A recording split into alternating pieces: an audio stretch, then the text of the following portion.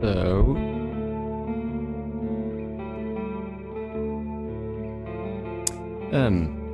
Oh wait, oops,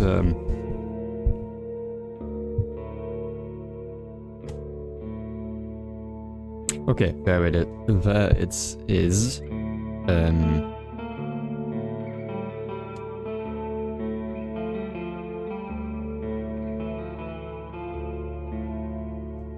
Okay. Okay, wait, I need to type the name in the list that I put up.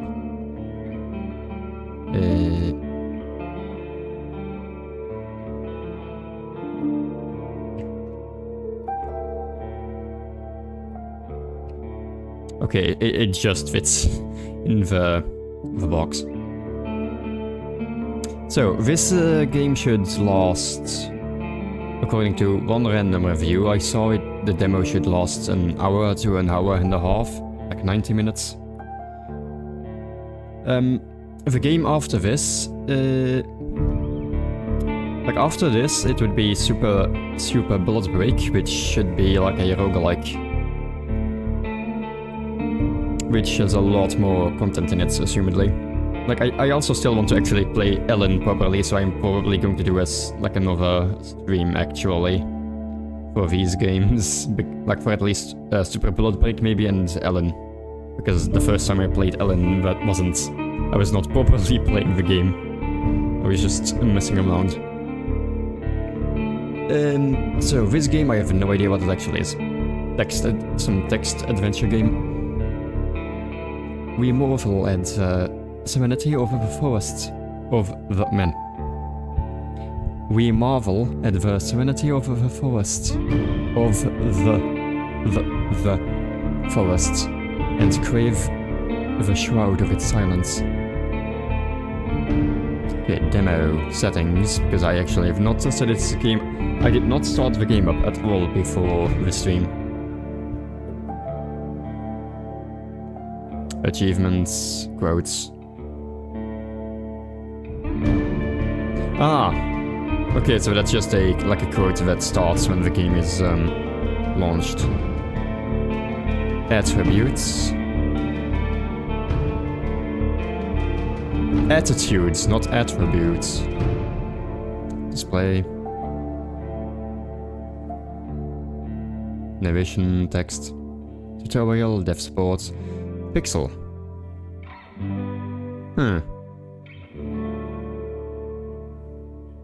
I don't know. Easier to read, matches the illustrations. Also, that is all of the options. Yeah, this is just a text game, I think. Easier to read.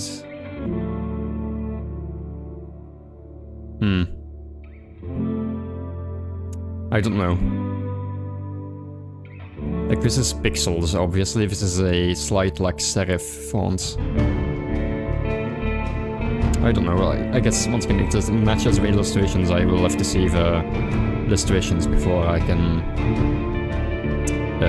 like, choose for that. Oh, wait, yeah. Oh, no. Oh, no. This is going to be like a text game, so I'm going to have to speak a lot. Oopsie. Well then. Everyone knows to stay away from the wilderness. Most people would never risk a lonely journey. Road wardens not only accept this struggle, they embrace it. They deliver messages, assist merchants, burn human corpses. Interesting. And, comma after the and, if possible. I don't know, maybe this is like a proper like summary. If possible, get rid of the beasts and highwaymen. If they live on the road, die young or retire early.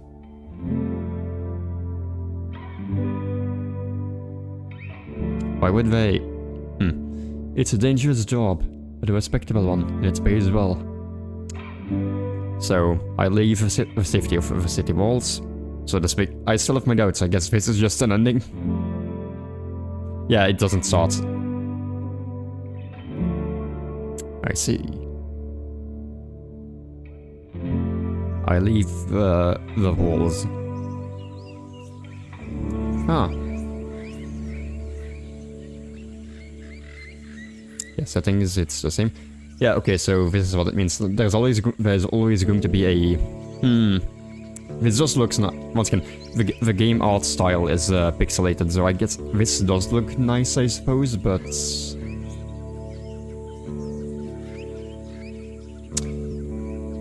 I mean, for reading this... I like serif fonts. So for reading this should be good, but like, yeah, like the pixels match the art of the game. Seemingly. Yeah. The wall is still standing. It's still... it's just a bunch of standing logs. Yeah. There are no wolves around, no stench of blood. Good signs. This should be the place you're looking for. You were supposed to meet with a group of soldiers. But you hear no voices, no sounds of labor. The gate is ajar, but the camp isn't safe. It may keep away the goblins and pebblers, but not beast folk, no trolls. And the night is near. Your palfrey breathes heavily. It had a long day. Right, so this is a fantasy setting. So we have goblins, beast folk, which we will have to see what those are exactly, and trolls. Interesting. Once again, I don't know anything, it just seemed like a medieval fantasy setting to me. So it is actually a fantasy setting. This thing. I could just look for another shelter. I need to look around, cautiously. I dismount and sneak to the gate. Let's peek inside. I get off the horse and enter the camp briskly. So... Once again, it says palfrey right here. I don't know what a palfrey is, but I assume once again it is some animal that carries stuff. In this case it seems like it's a horse. A palfrey. Okay, so the dictionary definition: a small horse with a smooth, ambling gait, popular in the Middle Ages with nobles and women for riding. Contrasted with a war horse. A war horse. Yeah, so this is like a traveling horse and not a horse meant for war or for labor.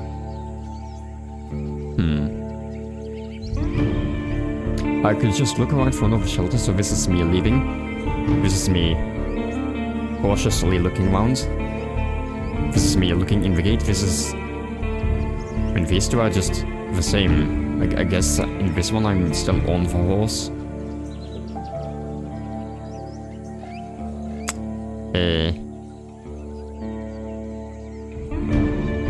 Sneak inside.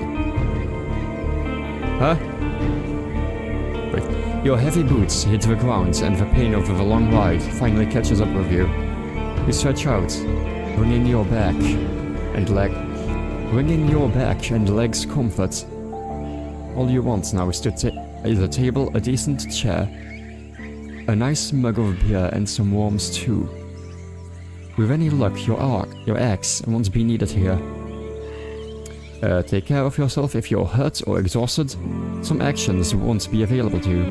The weaker you are, the higher the chance you will die in combat. I see. Okay, this is nice. I saw this thing right here, but so they're slowly introducing the game mechanics. Okay, so this is the time. 30 minutes before dusk. And vitality. You feel well, 3 out of 4. Okay, so they're slowly going to introduce the mechanics. I approach the case. Oh! Ooh. If it is a military camp, it doesn't look the part. Plenty of wasted space. The fire pit is cold. 2 people are sitting at the table, tired and disheartened. They are looking in different directions, paying no attention to one another. One of them is holding a cup. After a moment, you notice the quiet humming. You recognize the melody of a light-hearted...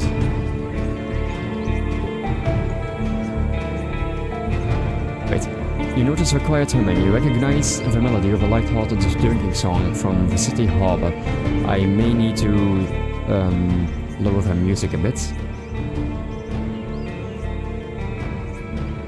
Let me see.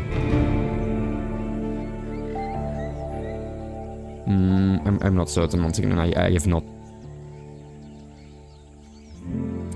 I guess the only thing on OBS that I need to make sure of is that my voice is louder than the game's audio. I don't know if that is the case.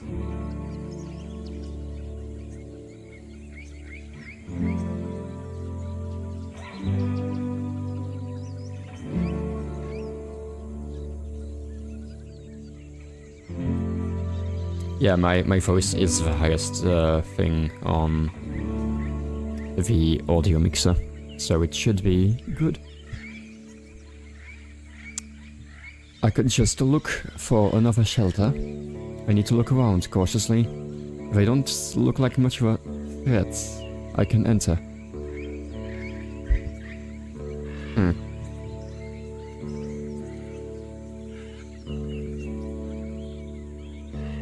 It takes them a few breaths to glance in your direction. A first person greets you with a wave of his hand. There are bags under his eyes. His beard is messy despite his simple shirt. He is wearing durable, decent boots. A mace with a head covered in iron hangs at his side, but he doesn't reach for it. I take a look at the second soul. Just like you, she is wearing a gabardine, but hers is a bit loose, as if she took it off a corpse. Her head is shaven, as if she is protecting herself from flesh-eating bugs. Her eyes are wary, yet kind. She smiles.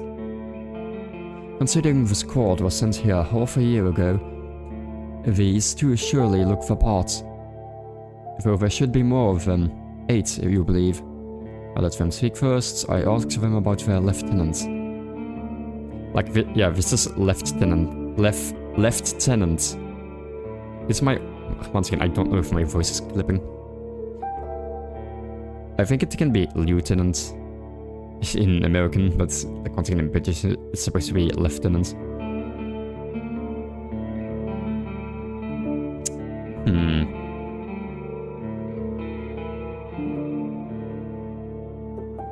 Let them speak first.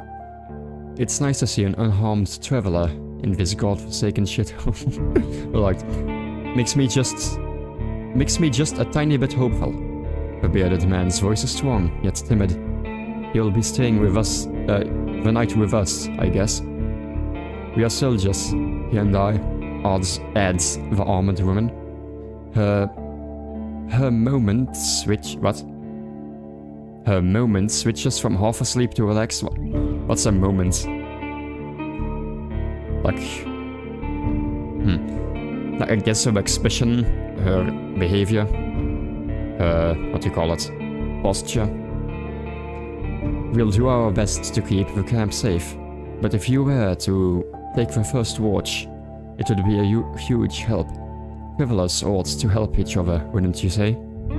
Think for a moment. To fully rest, you would need a good sleep. Sure, leave it to me. I'm exhausted.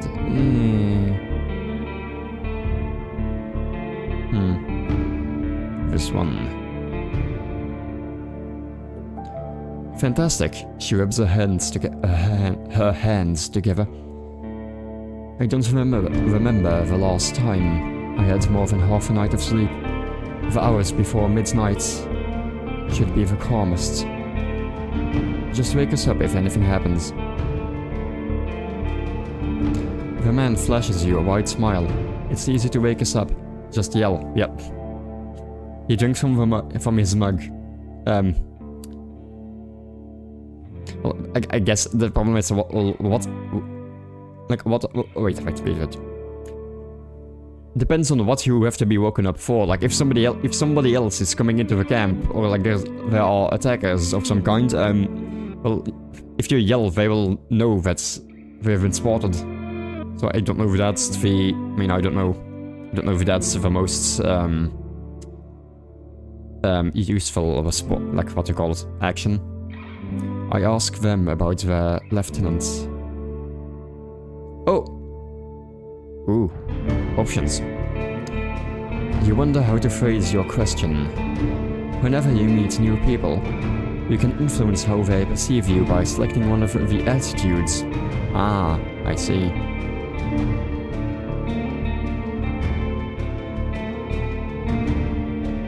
Okay, so something on my screen, whenever I tab out of the game and I go back in, it's like flashes in like black for a bit. That does not seem to happen on OBS, so I assume that's also not happening on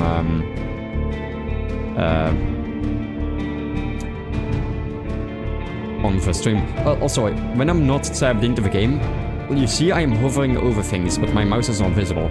When I tab in, my mouse becomes visible. So, like, I hope the black flashing is not showing up on stream. But you can tell if I'm not tabbed in if my mouse isn't visible. You wonder how to phrase a friendly, be sportive and cordial. Playful, use a joke or a witty comment. Distance, hide your emotions. Intimidating, hint at a threat. Vulnerable, be sad, tired, afraid or hopeless.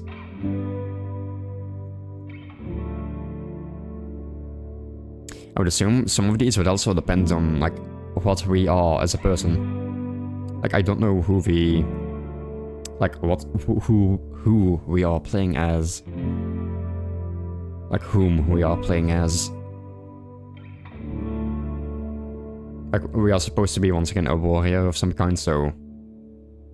This one is definitely not a good one. We just arrive and then we seem... not in the best state to fight. Friendly. Distance. Friendly. Oh, it shows... Ah, it shows different things. I was hoping to meet with your lieutenant. Could we talk for a bit? I'm sure you're busy. So if you could just introduce me to your lieutenant. I'm looking for your lieutenant. Ah. Would you ever speak with someone who's not going to waste my time? I had a long journey. I need to have a word with your lieutenant, this one.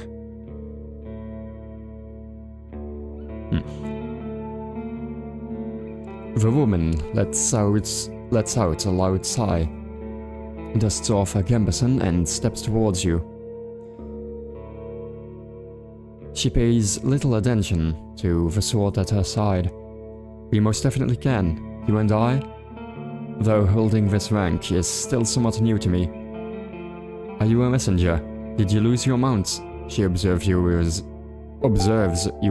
curiosity. Or are you looking for help? I'm your new road warden. My horse is waiting outside. Really? The soldier in the shirt leans forward. That explains how you got here in one piece all by yourself. Better bring your beast here, adds the lieutenant. Oh, wait, what? Adds the lieutenant. Wait, was the previous person speaking the lieutenant, or was it... No, that was the woman. Is the woman...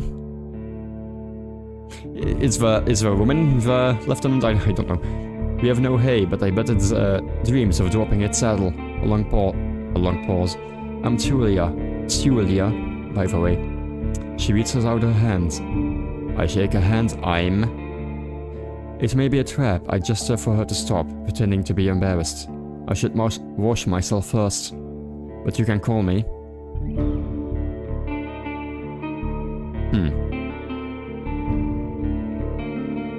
Leto.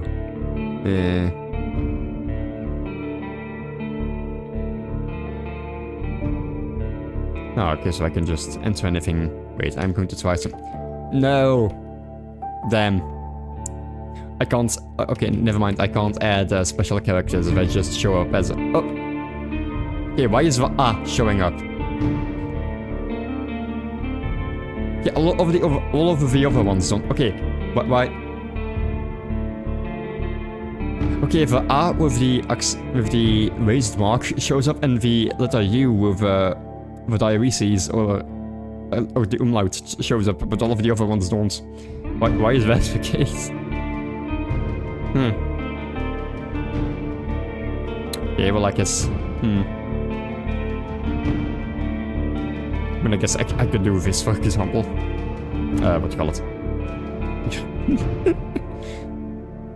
I don't... Is Jürgen the spelling of the name? I'm not certain. I'm going to look that up. I can type the U with the umlaut, so I'm going to like look up a name with yeah, Jürgen is a name. Okay. Confirm. Alright then. The lieutenant stands with her hand out, but then raises her arms with an awkward smile. Of course. Just keep your horse away from the tent. She steps away. We don't need to smell its dung. We should also prepare for overnight.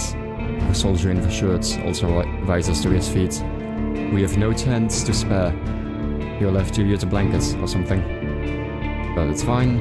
I should get used to sleeping on the ground anyway. You walk through the gate, your mount looks around and snorts anxiously. Not many humans could ride a horse. It's not only taller than you, but also bulky, as heavy as it is strong. You can get in the saddle within a single breath, but most people wouldn't know how to even begin. From every side, it's a wall of flesh. I mean, in this regard, like I did some like horse riding when I was younger. Once again, I wasn't a soldier, like, in the medieval ages, riding a horse, but it didn't seem like getting on the horse was the most difficult thing. It didn't seem like the most difficult thing, honestly. So I don't know this description. Horses were brought to the Dragonwoods from the conquests in the south. They can trot for a long time, but won't outrun some of the local monsters. Your palfrey needs you to survive, but without it, you too would be lost. Needs you to survive. So, like horses are not a local animal in this region at least. It's my only companion here. I want it to feel at ease. I don't care how it feels, but I need it to be strong, and if I want to travel, and I can't afford another one. First option. It takes a few steps towards you, scolding you with another snort. You scratch the bottom of its neck with strength and confidence. Just the way it likes it.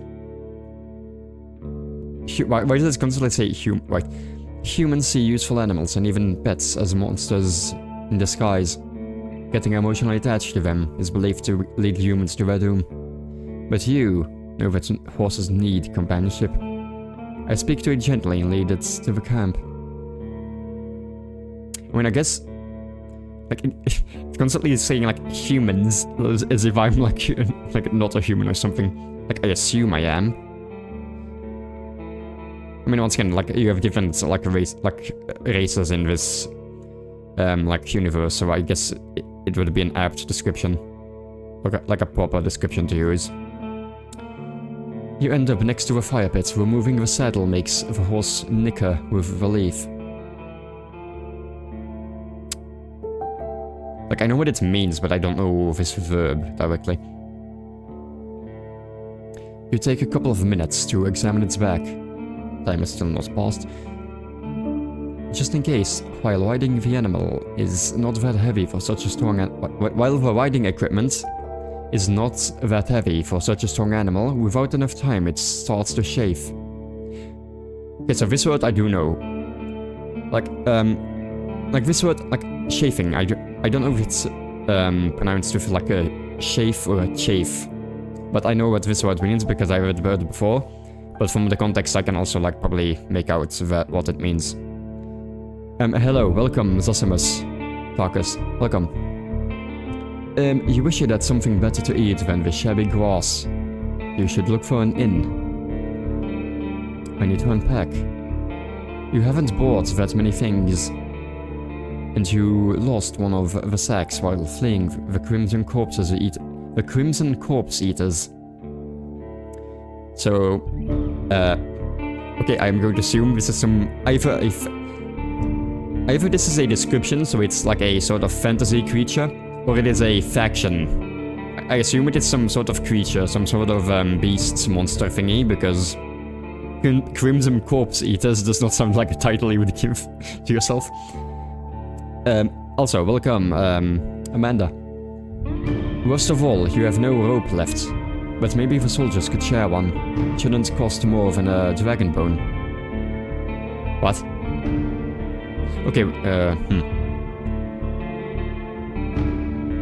You lost one of the sacks, so the rope should be for tying like a sack to the saddle, I'd assume.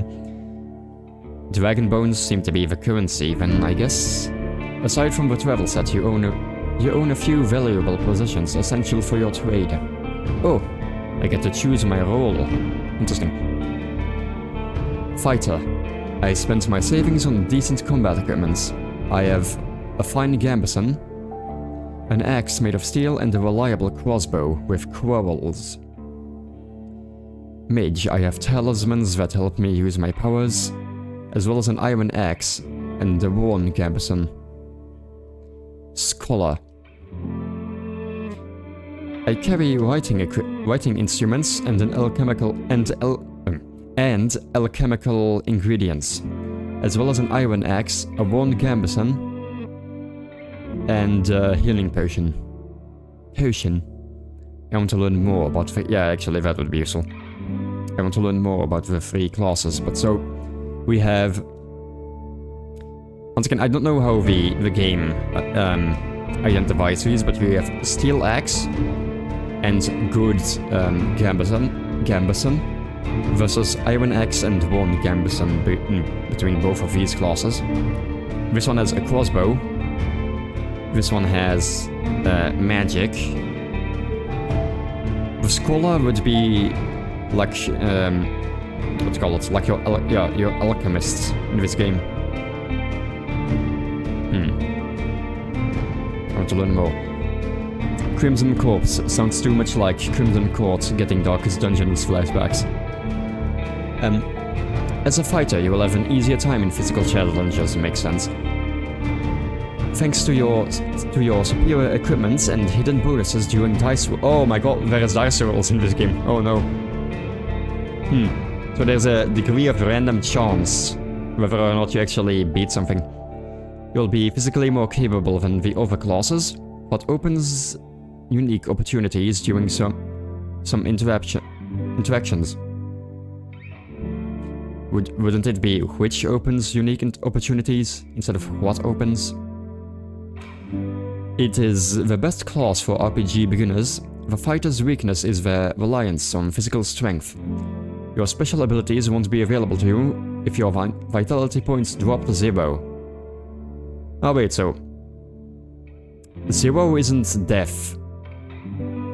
Okay, that is interesting.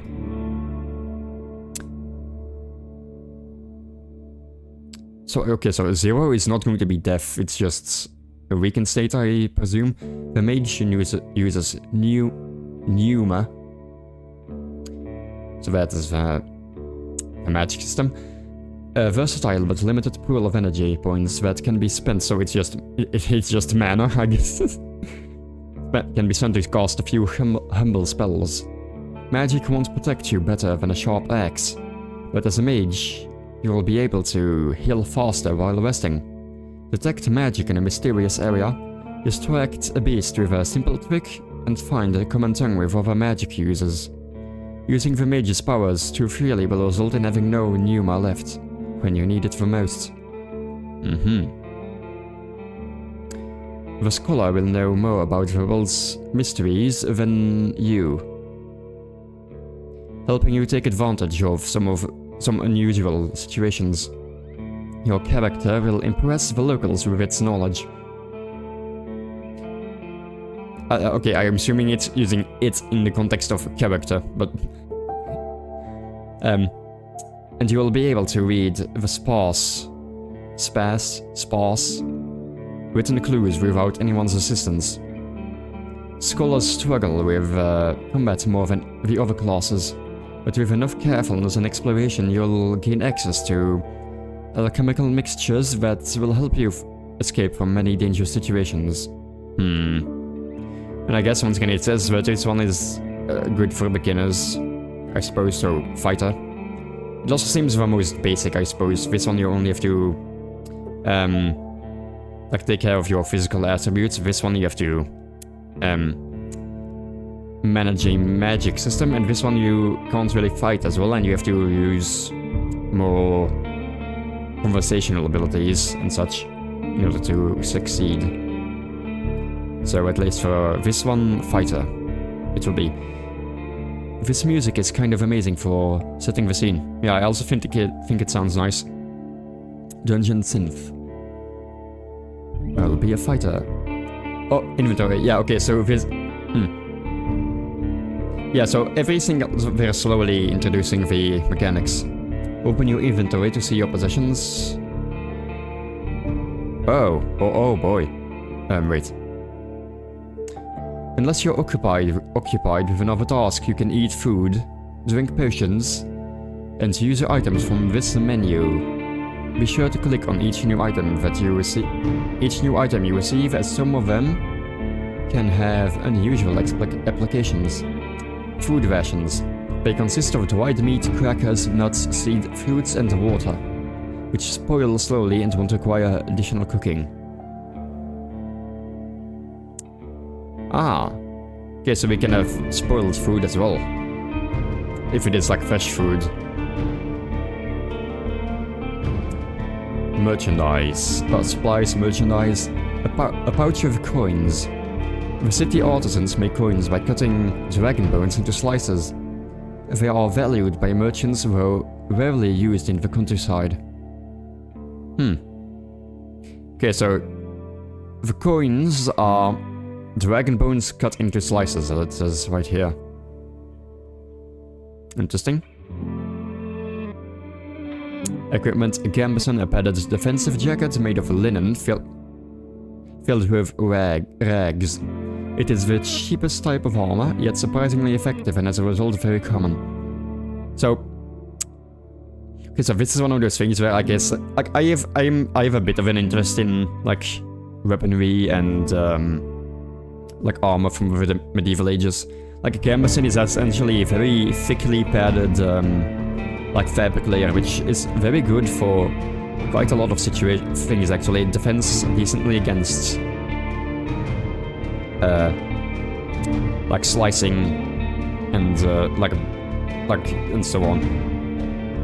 It also depends on what it's made out of. It doesn't seem like this one has any, like, I think some gambesons would have like a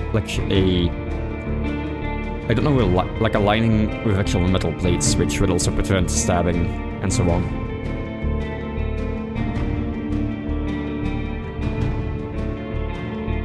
But the travel set contains also, your sacks contain all sorts of useful tools. Oh, oh my god, there are, oh no, there is more description if I click on it.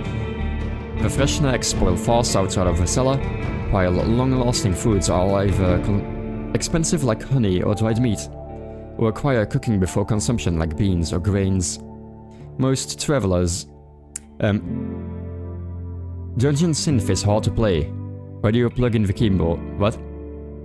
Oh, wait, you mean like a keyboard in the dungeon. Dragon bone coins. That is actually cool, yeah, okay, so that would depend also on like how many dragons there are. Like once again, this is a fantasy setting, so monsters and such do exist, but you would have to make currency from a dead creature. So that is like an interesting coin system, I suppose. Most travelers spend their nights in taverns, huts, and villages, where they can trade for cheap, warm meals, or even eat leftovers for free. As a result, food rations are eaten only when necessary.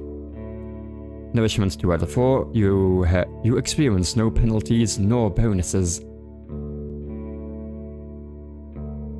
When it comes to trade, there's barely any connection between hovlovens, marketplaces, so this is an area, and the inns of the countryside. while city officials keep track of the value of different goods and oversee the legitimacy of used coins, the villagers prefer to barter or exchange their resources for work and other favors. A single coin is worth quite a lot among merchants. It allows you to stay and eat in a shoddy city tavern for about 5 days.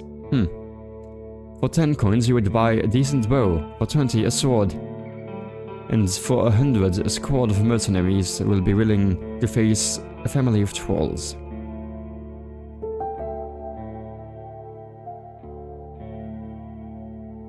Gambits and padded jackets are an essential piece of any armor set. They protect the wearer's chest, abdomen, arms, and thighs. The lighter jackets, called acetons, are worn under heavier sets, made of alloys or chitin. Chitin? I don't know exactly what, like chitin or chitin or chitin. I think it is pronounced with a K in the beginning. The only time I've actually seen this word is in what you call it. I remember it being used in Skyrim. That's the only thing I know. It's been quite a while since I've actually seen this used. While the thicker ones, known as gabardines, are worn alone. They are relatively easy to make, and while not all travelers can afford them or wear them for hours without getting tired, they are commonly used by guides, mercenaries, and soldiers. Your armor is not in best shape, and could use some additional work. Or you can shoot 400 pounds of meat and only carry back 100 pounds. What do you mean by like... wait, what? Shoot 400 pounds of meat, do you mean like... Like, as in like... wait. Like, as in like the dragon gets killed and then you like... only can take some of it? Or something? The travel set. All sorts of odds and ends that you've taken on this journey, just in case. A rainproof cloak, a set of bone needles and a thread. An iron knife, a blade sharpener, a tinderbox, and a couple of tallow candles. A bunch of rags used to make torches, as well as a flask of oil, a pair of protective gloves made of thick leather.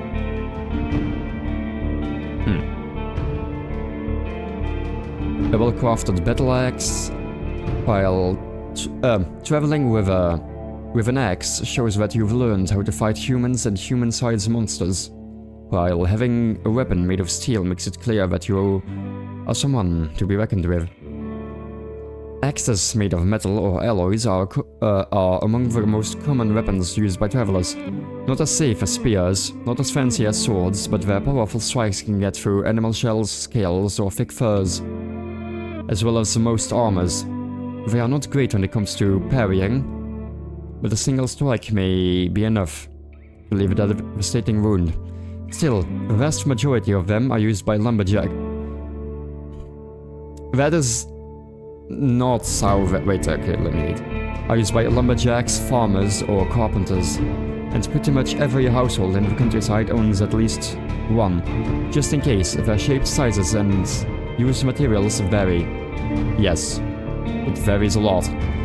Heads are made of stone, especially flint, bones, chitin, whatever, and massive seashells. While handles are almost always made of wood, antlers, and leather straps. You've spent a lot of time training how to fight, and like most warriors, your grip is reliable. If needed, you can throw an axe to hit a target over a dozen feet away. That's not a good idea. Once again, it's a video game. It's a video game, but throwing your only weapon is a terrible idea. Like, you lose your weapon and you give it to the enemy. Also, like it says right here, the vast majority of them are used by lumberjacks, farmers, or carpenters. Okay, it mentions here that it is a battle axe. An axe used for combat and for, like, craftsmanship are very different. Like, a battle axe is meant to be nimble, it has a very much a thinner blade, while when it comes to any of these crafts, you are supposed to, like, these are meant to be, like, heavy and thick because it helps you, well, it depends on the, like, a lumberjack would have a thick axe, a carpenter maybe would have, like, a smaller one, but, like, these all serve for different purposes. Similar thing, a sword is pretty much only made for, like, attacking other humans. It's not meant for, like, fighting animals or useful tasks. The only sword really that would be like a tool would be like a machete, which would be used for like cutting branches and such. A spear, once again it depends on how this game pans out, but I would assume if there are a lot of monsters, there would also be a lot of like animal-like monsters, and in those cases a spear would be very, very useful because it allows you to keep the creature you're fighting at bay. Meanwhile, an axe requires you to get close. Once again, if this is a video game, it doesn't need to have full-on realism, but still. And what if they grab it in the air? Well...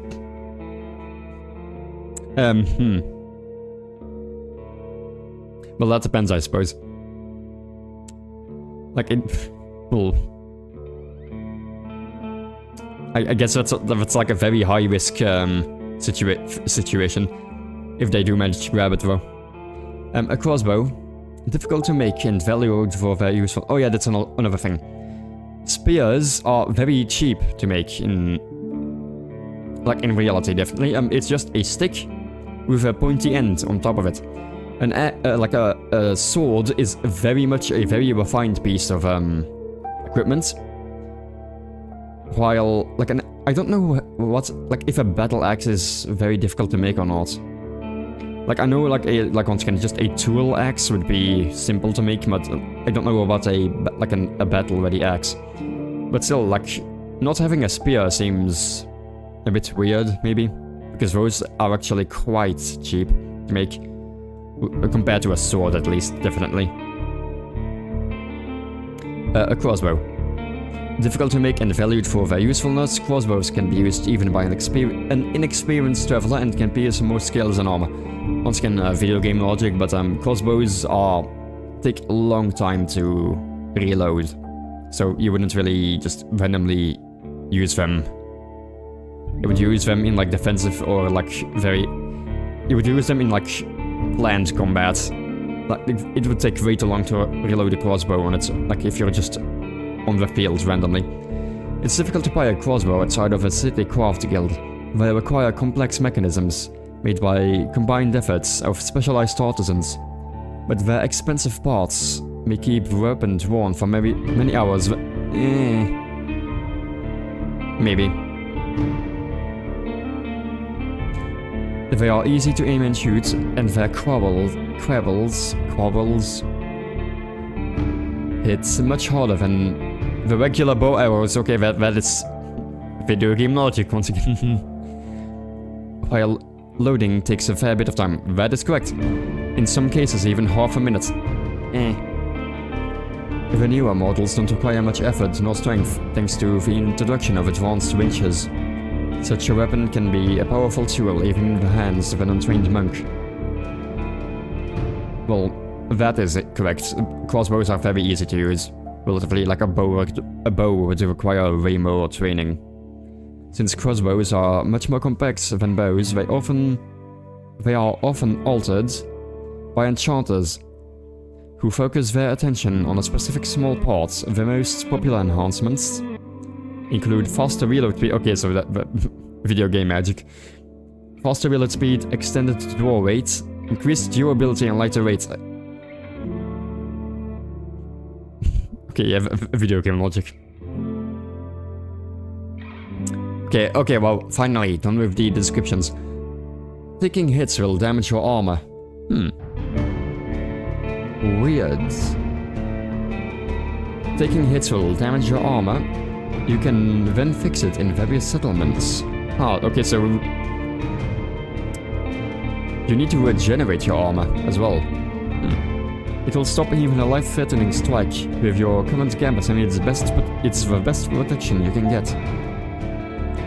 You unpack and inspect your belongings. Your water skin isn't pierced. The spare clothes are still here. Just in case, you take a look at your wooden barrel and mug in your cape, tinder box, bandages, food rations, knife. Nothing special or too cumbersome. From time to time, your routine helps you avoid mistakes, but this doesn't make it any more exciting. I return to the soldiers. It's actually really cool getting your expert opinion on this stuff. Once again, I'm not like very deep into all of it. It's been a while as well since I've interacted with the content, since unfortunately, once again, it's like I don't have. Once again, I have a lot of things that I'm busy with, and so I don't have the time to spend everything on like useless stuff that isn't really useful. But like this stuff does interest me, like weaponry and so on. The thing is, once again, I don't have any actual personal experience when it comes to using any of these things really as of yet. So I can just hear what other people say and come to the same logical conclusions, which is obviously that some things in video games don't make sense. Like, once again, while loading takes a fair bit of time, like it does half a minute. It depends what type of crossbow. Like that is that would depend. Some of them can be reloaded by hand. Well, so the thing you would do is you would essentially, like, it takes a lot of effort. If it's something that can be reloaded by hand, it's probably not that strong. There's another method where you essentially plant it, like this one seems to have it as well. Like you plant it into the ground, you put your foot on like this thing, which is like made of metal as well, in order to essentially keep it steady on the ground, and then you use both arms to pull back the bowstring. Which, like, that is one method. There's also another method, which for the very heavy crossbows, which would require you to use an actual, like, device in order to, like, crank the bowstring up. That would only be used on, like, a battlefield situation, because it takes way too much time to reload. And you would also, this would be like on a battlefield if you were like behind cover. So you can like, once again, obviously reload behind cover and then shoot and then reload behind cover again. You're more of an expert than me. I know 2 things about weapon usage. Grab a brick and then throw the brick. Well, that is a method to gain some, like, that should do some damage, probably. Also, another thing when it comes to bows, one thing, it is true, like, a bow would always be... I don't know when it comes to, like, portability, however. That is one question, but a bow will typically be much stronger, but it requires somebody to actually train with the bow. A crossbow can just be picked up by anyone in the battlefield. Well, by any schmuck, but you can just give it to, like a farmer that has never trained in his life. And if you conscript him to war, and you give it to him, like, and this is also one of the reasons, I think where the British were so good at using bows and arrows is because, archery was if I was correct, archery was mandated as a sport in, like, the UK at the time, or if it was Britain at the time, I don't know. Like, in the medieval ages, it was mandated as a sport, and every man had to do archery as a hobby, essentially. Which, of course, means that a lot more men are trained in using a bow, because it takes quite a lot of effort. It also requires some, like, specific muscle usage. Like, mind you, like, having, like, a hunting bow, which is a bit less strong, will probably be easier to get into, but, like, a war bow, which is, like, meant to actually pierce, like, a heavier, like, decently heavy armor at least, or like shields and so on, like, would take quite a lot of effort, of training. It's also like swords and so on. Like, I would possibly want to, like, maybe, like, one day buy a sword, or, like, once again, I know how to get a proper good quality one. I'm not gonna buy one of those, like, stupid wall hanger decorations. Like a sword or, like, a bow. But the problem would be that I have no real purpose for it. Like, the bow would be somewhat interesting because, like, I can get, like, a modern fiberglass bow made of fiberglass, and, like, maybe shoot in, like my mother's or my brother's garden or something at some hay bale or whatever. But with a sword, like, what can you do with a sword in the modern day? Like, you can cut water bottles in your back garden. I have read this as well, did I? From time to time, your routine helps you avoid mistakes, but this doesn't make it any more exciting. They return to the soldiers. They are at the table again, observing your beasts and chatting between themselves. Your stomach growls at the sight of them eating out of wooden bowls. One more bowl was put at the previously unused end of the table. You can sit down on a tree log. Okay, so that's right here, at this spot. I join them and take a look at the meal. I thank them for the meal, but I don't want to eat with them. I sit down and ask Tulia what she can tell me about this area. I completely ignore the meal and I sit down and speak to Tulia.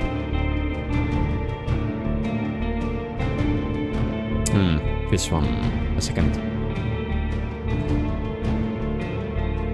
0 minutes before dusk. Interesting. Also, like, this game, one random review said, I think one random guy that I found said that this game was going, like, the demo was going to last an hour and a half, but I guess because I'm going to be yapping a lot, it's going to take longer. Keeping your stomach full will make you stronger. Starvation won't allow you to restore vitality while resting. You can find your supplies in the inventory. She is focused on and chooses her words carefully. She looks away only when she gathers her thoughts. I'm afraid I can tell you less than I would like to, and less than I should. She nods towards the other soldier. As you can see, there's not a lot of us left. There are not a lot of us left, would be... Is how I would say it, I guess. At the beginning of summer, there were 8 of us, including our previous lieutenant. 5 are dead, one has run away in tears. We are also strangers in this land, adds her companion. Any piece of information may help to me do my job. Yeah, I found out that the more time you have to read out loud, the more you have to read out loud, the longer it takes. Yeah, that would make sense. The man leans forward, his legs shake nervously. He sounds like a kid asking for a bard to sing one more story. Tell a joke or do a magic trick, whatever it takes to escape from boredom. His untrimmed beard hides a much younger face than you originally thought. What did the officials tell you? Expect not much. No soul governs these lands. I share what I consider to be relevant. What I have discussed with the officials should stay between me and them. Once again, it would depend on what I actually know in terms of information. You tell the soldiers how little guidance you have received, since this area is too far away from Flavr to keep it under control. You were warned that it is untamed and unknown. Who knows how many villages, bandits, or monsters may be found in these unmapped hills and forests. From time to time, new people come here to look for boundless opportunities. Most of them never return. Do they turn into walking corpses, or find what they are looking for? Okay, so... okay, so there was like something with the Crimson Corpse Eaters or whatever. It's maybe like zombies are going to be, like the undead are going to be like a big boss or like faction in this universe. No soul could tell me, so I was looking for your guidance. The lieutenant drinks from her cup and crosses her legs, ankle or knee. Seeing her chair makes you doubt she'll ever find a comfortable position. Where should we start? What should I know about the peninsula?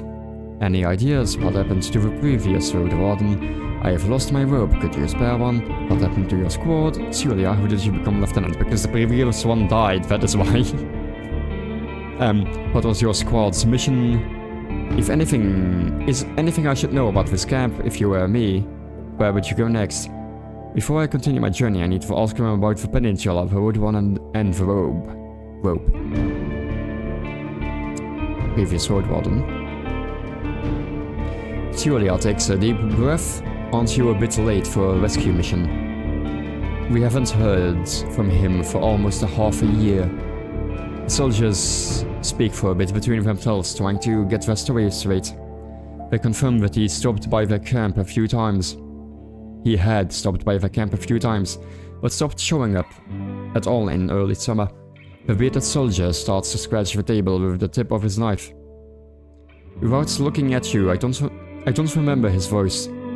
Always busy drowning in things to take care of, he would sit somewhere, sharpen his sword, fix his loud mail, clean clothes, write notes and on that wax tablet of it. Fix his loud mail. Oh, chainmail, as in chainmail, I suppose. Yep, and leave it on. Like us, Asterian never gets bored. Julia lets out a joyless chuckle. He's secretive, but some of the locals speak of him warmly. Maybe he just doesn't like us. Sounds like you're not sure he's dead or not, if he's dead or not. Got a lurk, looking in at work. Hope you have fun, and hope you enjoy the demos. Thank you. Well, you do well at your job. I don't know what to say. Sounds... yeah, okay. If anyone knows, they won't tell us. Maybe someone is keeping him in the basement. The man coughs with passion. We haven't seen him or his saurian, so that is a new word. Something ate them, I bet. The officials have hired you, right? They don't expect him to return. Richer road wardens often use four-legged meat-eating saurians as their mounts. Ah, okay, so this is a fantasy creature. They have to be tamed and trained since they're hatching, but unlike horses, they can easily defend themselves from many monsters. At least your palfrey is fast and reliable and won't suddenly sink its teeth into an innocent passerby. So, since they're hatching, so it's like it's going to be a reptile of some kind, seemingly. Do you know what he was looking for? Maybe he left you a message. Neither of us have had any insight into his dealings, says Julia. My predecessor left me no clues. We also took a look at Asterian stuff. Wait. She raises her open palm. I almost forgot. She stands up and heads to a nearby tent. He has kids in a village near Hovleven. I was planning to take all his things there. A pouch, a second spear, a decent bow, some potions. Quite a treasure, she glances at you. But I would much prefer to bring them the truth about their father. So you want me to find out what happened to him in exchange for his stuff? Here's the catch. She dusts off the hilt of her sword. We have hired a messenger to ask the commanders for further orders. Since she hasn't returned, and you know nothing about her, she either ran away or something happened to her. She sighs with resignation. We are meant to stay here until fall. What do you think? Come see us, tell us what you've learned about the man, and we'll get back to Hovleven together. You think about your real mission. You are planning to return to Hovleven in the early fall anyway. So, I wonder, is this going to be like a case where like the actual thing our character is supposed to be doing is kept hidden from the player, or like from us in this case? If he is alive, I don't think he's going to be happy about me taking away all of his possessions. New journal entry find the road warden. True, but he's considered dead. I doubt he would begrudge you anything. And who knows? You may just find his shell lying on the roadside tomorrow. He wears mail, uses a spear, mostly. Maybe 5 feet tall, but stout, long, red beard, short hair, pale face, rarely smiles. She glances at her companion, but after he adds nothing, she sits down and stretches out her legs. To find out what happened to him. Dead, alive, left, just let me know. Use journal to see the list of quests. Quests. Aha. Aha. Okay, interesting. Oh god. Oh god. Oh no. Oh no. Oh no. Okay, so quests, find the Road Warden. Before I became the Road Warden of this peninsula, a man known as Asterion used to patrol these roads. If I manage to find out what happened to him, and bring him the news to Tulia from the K7 camp, I will save his abandoned belongings. Humans, Tulia, one of the last soldiers left in the peninsula. She is stationed at the military camp in the south. She plans to return to Hovleven in the near future. Asterion, the previous Road Warden, he disappeared a couple of months ago under unknown circumstances. The merchants would like to find out what happened to him. Short but broad-shouldered, red hair and beard. Pale, wears mail, rides on a four-legged lizard. Yeah, it is a lizard. According to... oh god, oopsie. According to Tulia, he was a bit of a recluse, constantly on the move, looking for work. Since he disappeared before summer, he may have already be dead. His kids live near Hovleven. Groups and places Hovleven, the city of Hovleven, one of the greatest harbors in the Dragonwoods, and the heart of the northwestern province of the 10 cities. I was hired by its officials and merchants. I am not going to read all of the bestiary and the glossary. So in the bestiary we have... So, okay, wait, let me see, how much text is it? Yeah, that is way too much text. Okay, so bestiary, apes and monkeys, beast folk, corpse eaters, I may read some of these, mind you, dragonlings, dragons, foxes and such, gargoyles, goblins, golems, griffins, harpies, howlers, huntlords, large cats, pebblers, runners, saurians, spiders, treants, trolls, undead, unicorns, alright, wolves. Okay, so wolves are just like wolves, seemingly. So it's just like a wolf. Apes and monkeys, that is interesting.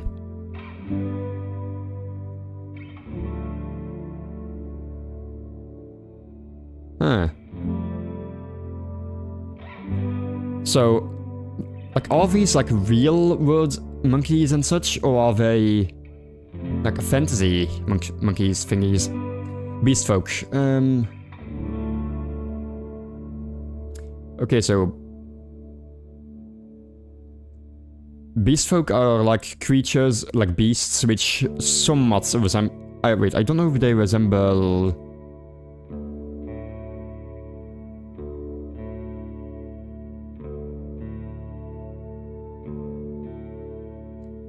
Okay, so beast folk are like slightly humanoid, like creatures. They have some they manage to live like they have like animal, like they're more animal than like human, but they have like some like forms of like civilization.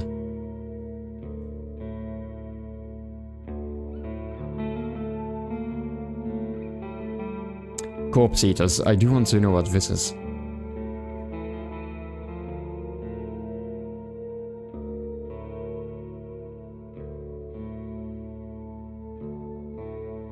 Huh.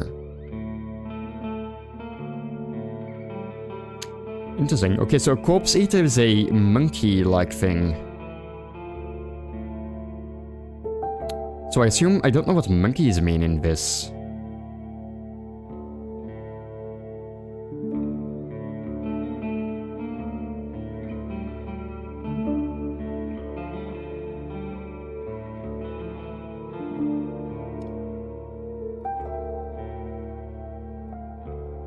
So these are... I don't know if corpse eat... I don't think corpse eaters are undead. They're like a weird monkey-like thing. That particularly eat humans. Dragonlings.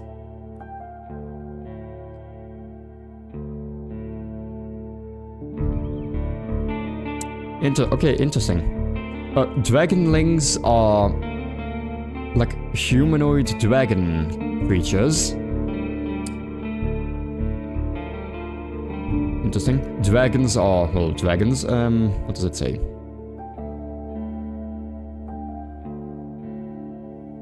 Okay, so dragons, once again, dragons are very powerful creatures that can fly, can use magic, blah blah blah. They're just like typical like fantasy style dragons. Foxes and such. So these are just animals. Yeah.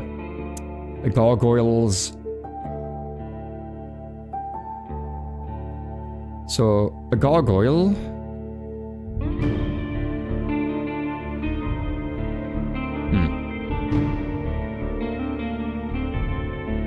A gargoyle is a, like, it's like one of the, like, what... I always know gargoyles as like those stone statue thingies. In this case, they can fly, so they're like related to those stone statue thingies. Like flying predators that are very good at, camouflaging themselves. So I guess that's where the gargoyle name comes from. They just stand still in like a camouflaged position until like something like comes in front of them and they can eat it. Goblins. So goblins are like... Okay, so goblins. Goblins have a fur and they resemble apes. So that, once again, apes are like a not regular like apes or monkeys in this universe, it seems.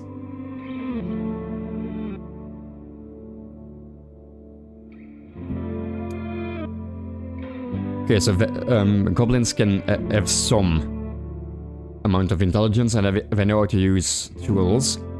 Golems, magical sentinels, so these are... A golem is like a magical creature made out of whatever material they are made out of.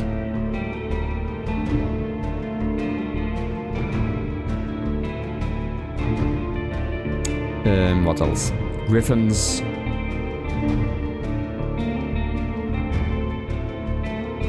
Huh.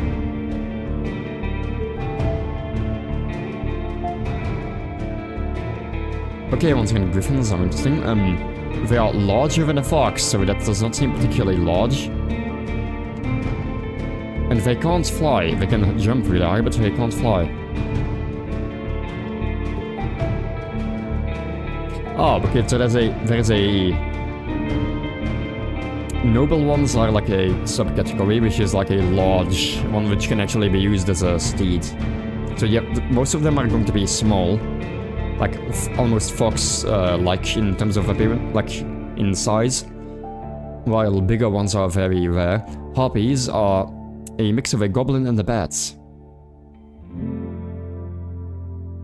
And they swarm in, well, swarms. Howlers are monkeys. Okay, so that's another type. Hunt lords and hunt queens.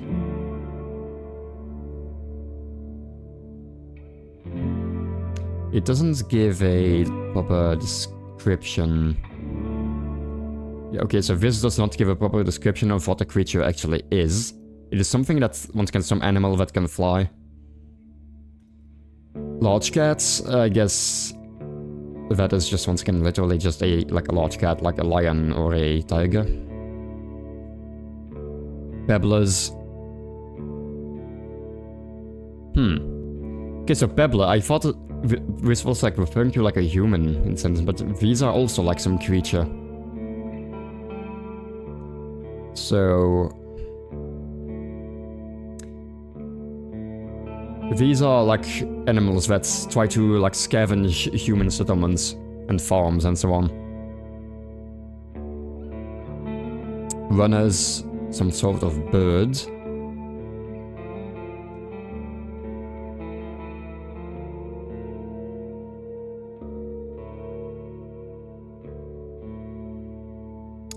Oh.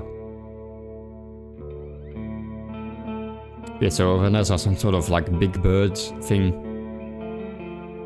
Saurians. Okay, so this one I will actually read because it hasn't been mentioned before. Saurian is a term as vague as a monkey and covers a vast range of four-legged creatures that resemble small dragons. So lizards, essentially. Some of them are hunted for meat, especially the smaller ones, while the larger ones often attack humans. They prefer heavier animals that can satiate them for longer.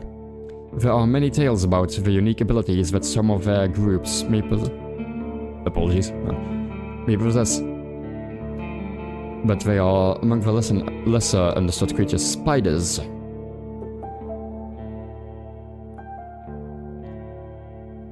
Spiders. Some are large like cattle. Okay, so big spiders are a possibility. 3 ants, so that's like 3 people.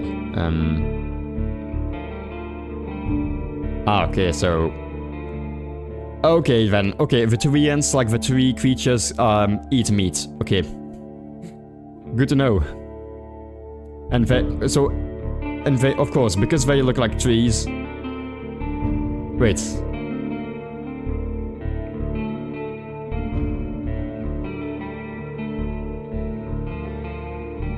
Since they don't have leaves. Ah. Okay, so it's like a tree, like, it looks like a tree or like a plant, but it doesn't have leaves.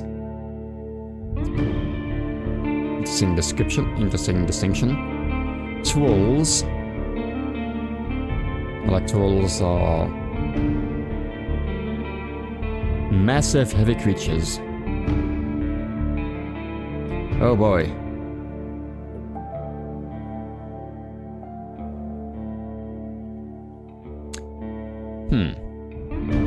Undead, any breathless, human in shell touched by a fog or by a spell of a necromancer. Wakes up as a bloodthirsty beast. They seek pneuma to grow stronger, may it be waiting for over foggy days or by collecting it from the dead.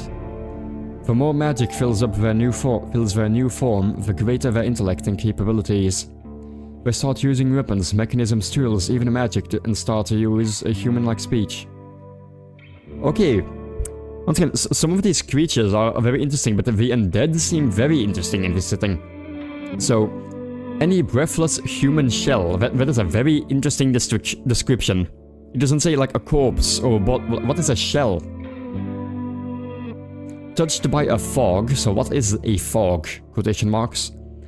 Or like the spell of a necromancer. And so in the beginning they are like mindless beasts, and the more like magic they gain, the more intelligent they become.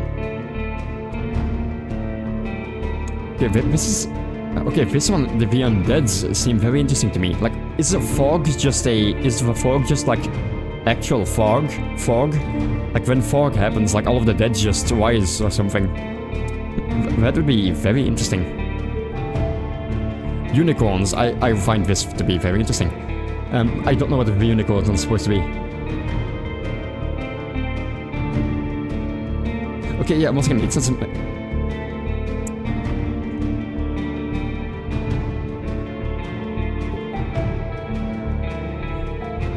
Okay, so unicorns are not horses, seemingly. Yeah, a unicorn is not a horse, but once again it mentions these massive beasts covered with thick brown fur are named after the horn sticking out of their skull. So it's not a horse. It's just a thing with a horn. Often larger than a human shell. Once again, human shell, what does that mean? Wolves are just wolves. Oh god, and now... The glossary, I don't know if I...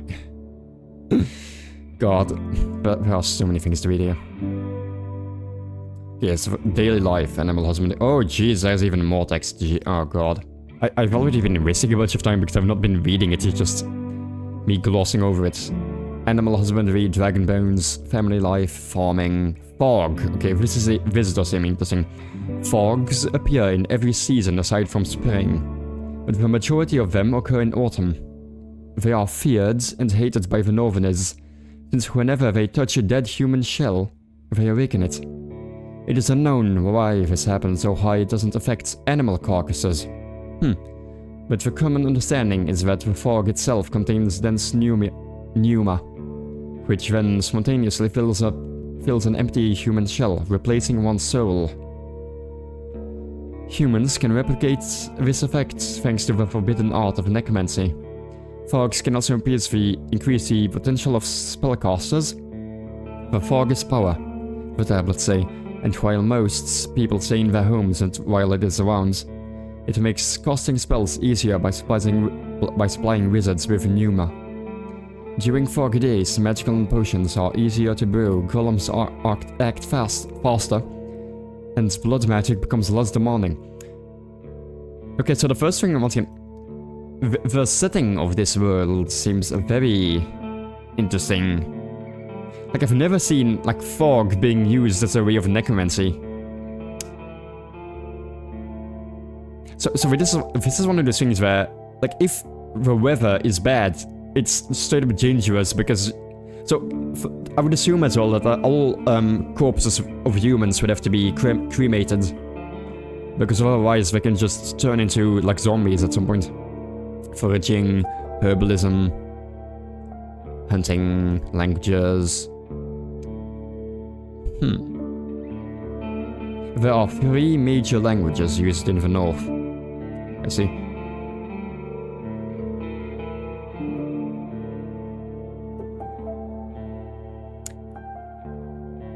Okay, once again, this is just law. Probably not important. Law, plague.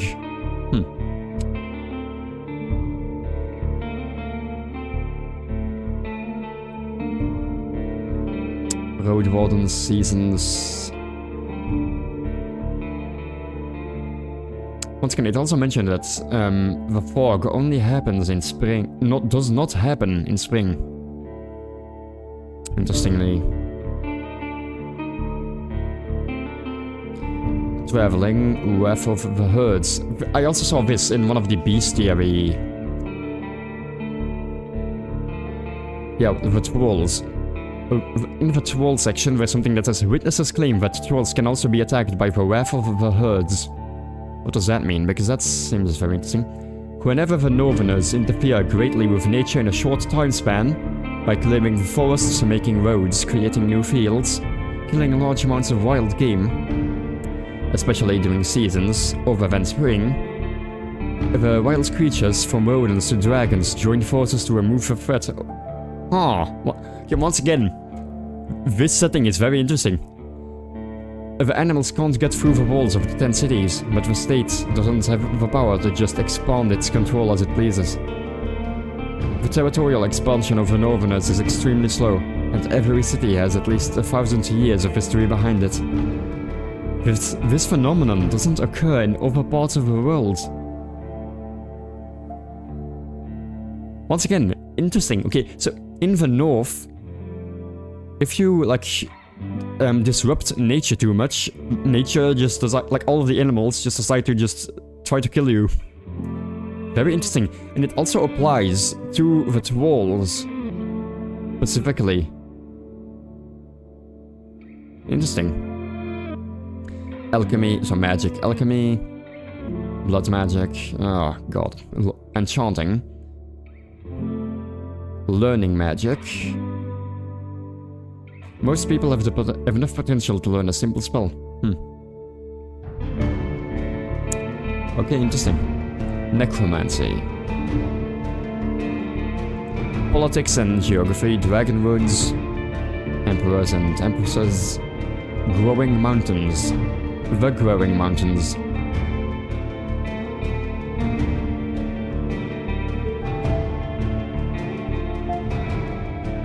The land.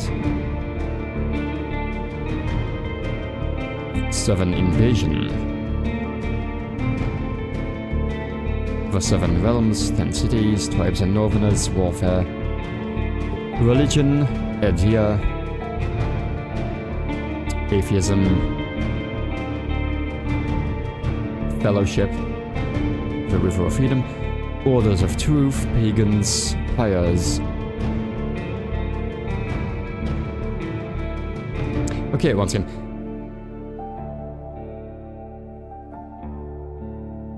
Soul, Shell, and Pneuma. Okay, this is something that I do want to read. Spirits. 3 Rivers. United Church. Winged Hourglass. Right and right tablets. Okay. So the Soul, Shell, and Pneuma. So I want to see something about the shell.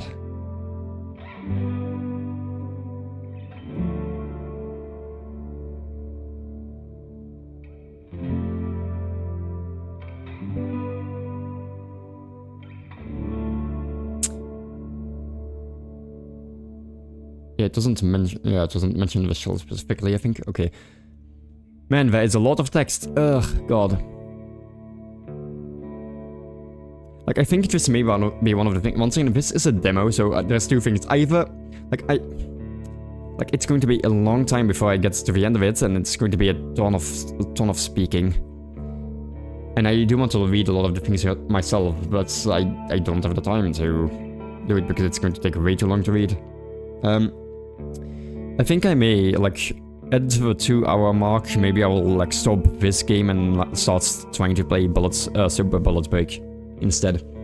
Like, this is a demo, so if someone is interested enough in it, you can just check it out yourself. I don't know if I'm going to, like, play it further on stream then or not. I'm not certain.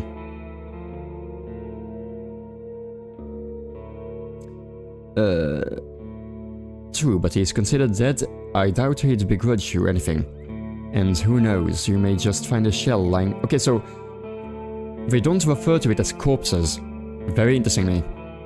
Like, there are the corpse eaters, which are like monkey-like creatures. But they never, like, refer to a dead human as a corpse. They always say shell. You may just find his shell. Man, I suppose the reason for that is because...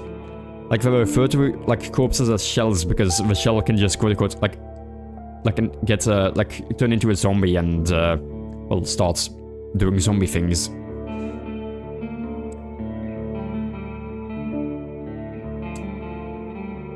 You may just find his shell lying on the roadside tomorrow.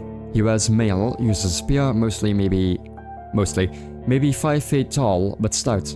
Long, red beard, short hair... Oh, I've read that already, oopsie. Okay. Oh god, no, oh god, there's even more text. Oh boy. What should I know about the peninsula? I'll tell you what I know, and you'll be the judge, says the lieutenant. How long did it take you to get here from the city? On a decent palfrey, I would guess it would be 3-4 days. When you confirm, she continues, from here you can reach the coast in about a day. As long as you don't make any stops. Do you know the situation? Why no ships can get here? You nod. The sea route allows Hovleven officials to keep in touch with the coastal villagers. Collect taxes, move the soldiers, collect number, deliver tools. But maintaining order on a wild coast, such as this one, is like filling the ocean depths with coins. Because of the rocks, you can hardly stop a ship 5 miles from the shore, and the boats can't get much closer. She nods. I don't know much about fishing, but there's not that many people living by the shore, and they don't crave to stay in touch with the city folk. As she pauses, her companion carries on. We still don't know that guy's name, mind you. No soul from the north ever came here to the camp.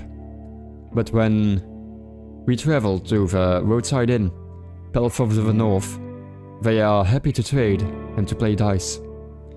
Why not just stay at one of the settlements? Oh man. Oh, okay. The man clears his throat. I mean, you know we are to guard this road. This camp is our post. And, well, he turns towards Julia. She lowers her voice. Don't take it the wrong way, Jürgen. But are you a devout soul? Oh god. Once again, you have the multiple religion. Like, I get to choose my religion now. Oh no. Oh.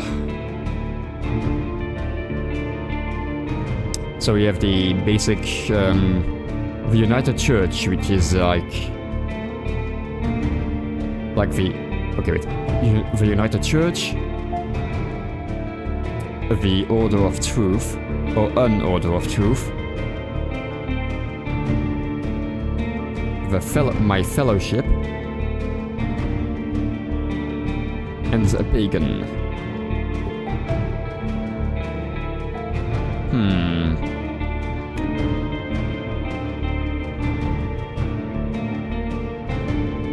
So I suppose, like, the United Church is like the, like, just big Christianity, like most city folk, so that's very much a, like, the regular people religion. Order of Truth. Fellowship. So, city folk is the United Church. So, like, a recluse from society in a monastery is the Order of Truth. A small village would be the Fellowship.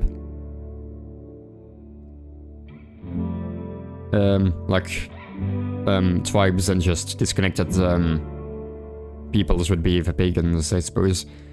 Once again, I don't know what this actually means, and it's a lot of reading.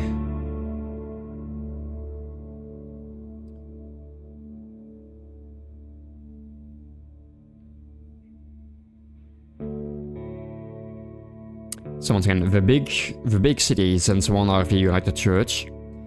The fellowships are from like smaller villages that are not on good terms with the like big cities and so on. Orders of Truth. So these are like these are the esoterics, I suppose. These are the people that disconnect themselves from society and just study.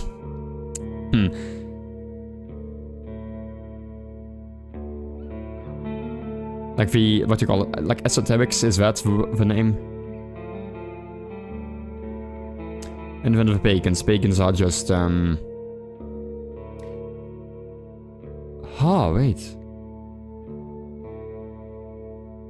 Okay, wait, interesting. Like, so, okay, so there's this, rites followers, so like God would be called, like, right with a W in front of it. So there's multiple religions underneath the, like, right denomination. And everything that isn't, like, underneath the right is, everything that is not underneath the right would be, like, a pagan. Okay, but again, quick save. Is there a way to, big save? Yes, thank you. Because this seems like an important, choice to make.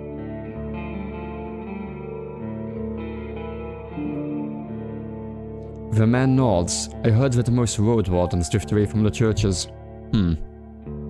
It doesn't matter to me. To neither of us, I think, adds the lieutenant, peeping at her companion. I just wanted to make sure that I won't step on any touchy subjects.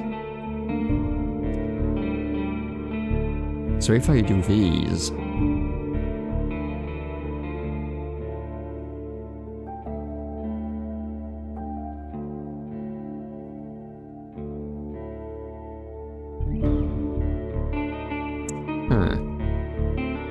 I'm just checking the options myself.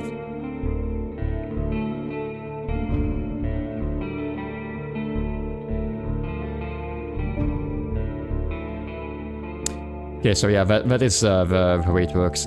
So you have the right, the religion of right. I don't know if right is like God or if that's okay. So wait, some guy named Adir made a bunch of scrolls and so on. And that's like the prophet, essentially, let's say. But what is right? Yeah, the right is the monotheistic god. And so the the United, the Unitees, whatever you call it, the Unites, the... Oh yeah, it says it right here, I think. The three rivers of faith. So these are like all the Unites, the Orders, the Seekers, and the Fellowship are all underneath the the religion of right. Then you have like atheists, which are just all atheists, and the pagans, which are different religions. Ah, man, that is.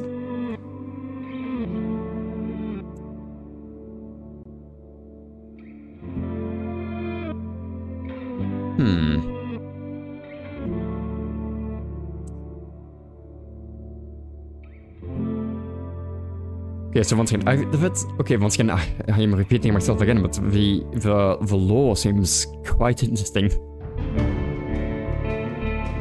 But so I will have to look up like myself later, I suppose. But I want to see if like the Unites, the Seekers, and the Fellowship. I don't know what the term for those is.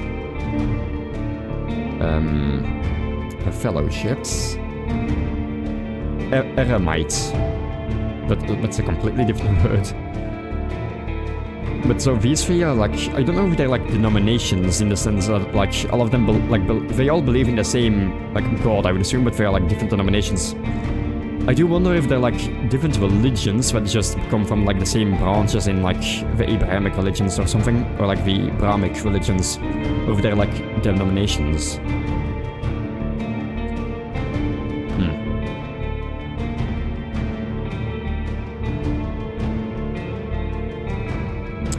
Okay, so I'm going the atheist route because I don't know what any of the religions actually are. The people here are disquieting. Every few words she taps over the table with her finger. Their traditions won't help them negotiate with the officials. Here. She starts to draw lines with her index finger, as if she is pointing out an invisible map. The peninsula is connected with roads like a big circle. In the northwest you'll find a weird village at a bog.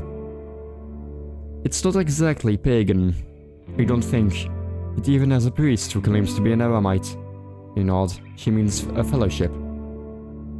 Okay, so the game is actually she is actually like, no, not she, the game is actually like telling me slowly throughout the game what these things mean, so I don't just have to go lore hunting in all of the descriptions. They do crazy shit. A companion chips in. They use the dead to cut down trees and dig in soil. Once I saw it, I begged to never return there. Huh. So I assume necromancers can somewhat control the zombie, the corpse eaters. No, not the corpse eaters, that is different. The undead. The corpse eaters is a different thing. It's a different beast. Yeah, the zombies are just called undead. So I assume necromancers can control the undead they make. You have heard tales such as this one since you were a child. If an isolated settlement manages to survive without the city's influence, its customs and traditions grow more and more alien. Every generation learns how to adapt to the dangerous conditions they have to deal with, and the rustic pagan traditions muddy their river of faith. The United Church often warns its members about the crazy druids, necromancers and blood mages, the bringers of doom, the traitors to humankind. Are you able to speak with these necromancers? And how about the Easts? Any monsters worth mentioning? Anything that could catch my mount? It is all I need to know. You can see why we were not eager to go there if we could avoid it. The lieutenant chuckles. Maybe they'll be more welcoming to a road warden. The roads are dangerous, with little to no shelter. People need your help. The man in the shirt turns bits and points a finger to the northwest. If you're heading to the undead village, you'll get to an inn, and soon. Julia nods. Belt of the North is a safe place. You can talk with the innkeep or the guards. Ask them about the road. How about the east? She stares off across the map. Hard to tell, we went there only once. There are hills, forests, rivers. We saw a tunnel sculpted in leaves and branches, but we didn't enter it, wilderness all around. Any monsters worth mentioning? Anything that could catch my mount? We saw all sorts of beasts. The man starts to count on his fingers. Goblins, treants, cats, large and small. Runners, howlers, wolves, spiked boars. Mufflon eaters, mufflon, griffins.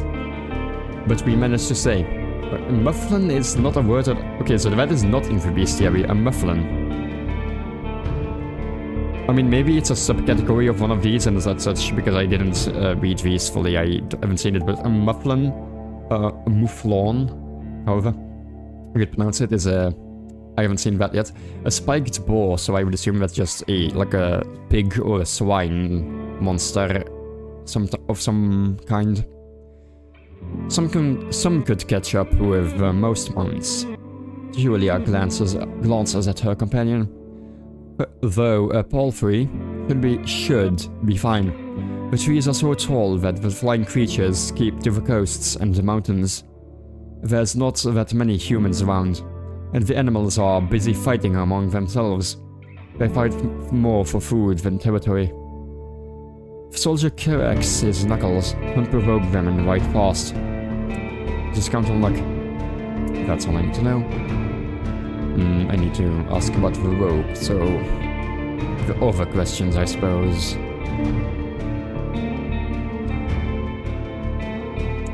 Oh wait, what happened to the squad? The man shrugs. Bandits happened, and monsters. A strong band, though. His companion chips in. When we got to the peninsula, in spring, we saw some people living in this camp. The lieutenant decided to avoid it, and look for an inn. We had to travel through the night for a bit. The bearded soldier coughs and crosses his arms, but she carries on. If he had decided otherwise, we would have all died that day. The innkeeper explains... Wait, what? Oh, wait, okay, no. The innkeeper explained that the camp is a trap. That the armed ones pretend to be soldiers. Stay there at night, lose everything you have. Sounds like slave hunters. Julia sighs, very much so. They killed some and took others away, who knows where. They were letting the northerners go, hoping to avoid their wrath. It kind of worked, adds the soldier. We asked them for help, but they refused. We had to clear the entire camp on our own, and that is why 3 of our people died. Don't exaggerate. It's not like the lieutenant didn't make a mistake. He wanted to get rid of them and take over their camp, but we didn't know our enemy well enough. We were outnumbered, and they had an ice mage among them. She looks at you. At least we cleared out the road, saved lives. Hello, welcome, Kawa. Wait, you mentioned monsters as well, more text. Look, man. I'm doing good. I'm playing a very, very text-heavy game. So someone, I saw some review, I think I said, which said that the game, like the demo, would last like an hour and a half, like 90 minutes, but since I'm reading everything I see, it takes quite a long time. And also particularly, there is a lot of lore in this game. Like, the lore is very, like, I find it very interesting. Like, first off, one thing in the lore, like, they don't seemingly never refer to you, one thing, if you go here, you have corpse eaters, which are like you have apes and monkeys, for example.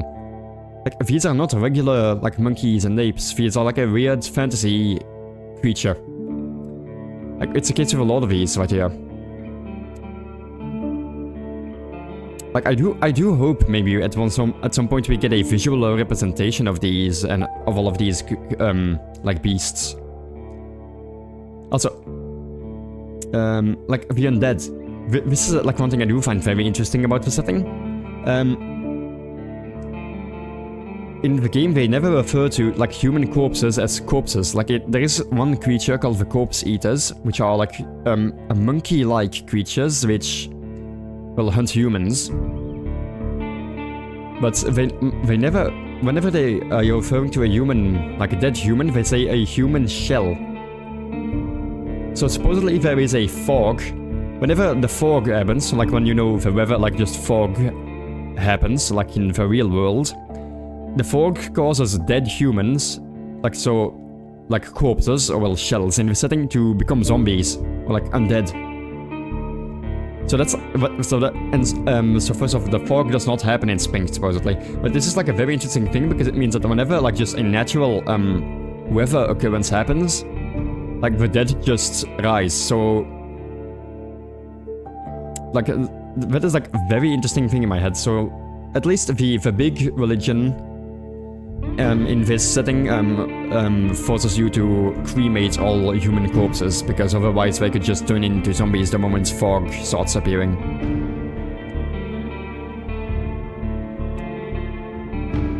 Nothing that would surprise you. Those of us who survived the skirmish were young, too inexperienced to spend their summer in this place without a good leader. And they didn't trust me. One of them got caught by a treant. A lot of worlds, a lot of lore like this makes for great world building. Yeah. So also you have like a treant right here. A treant is a... I don't actually know if it's like a tree or not, but it's, once again, it is a beast that mimics plants at the very least.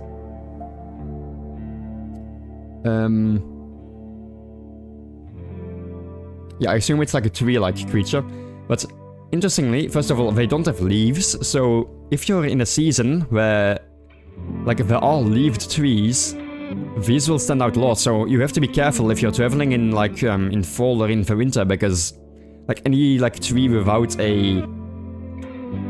leaves could just be like one of these monsters. Also, they eat meat, so it's not like the tree monsters in like a lot of settings where they're like, oh, peaceful and like the nature creatures. In these ones, they eat people.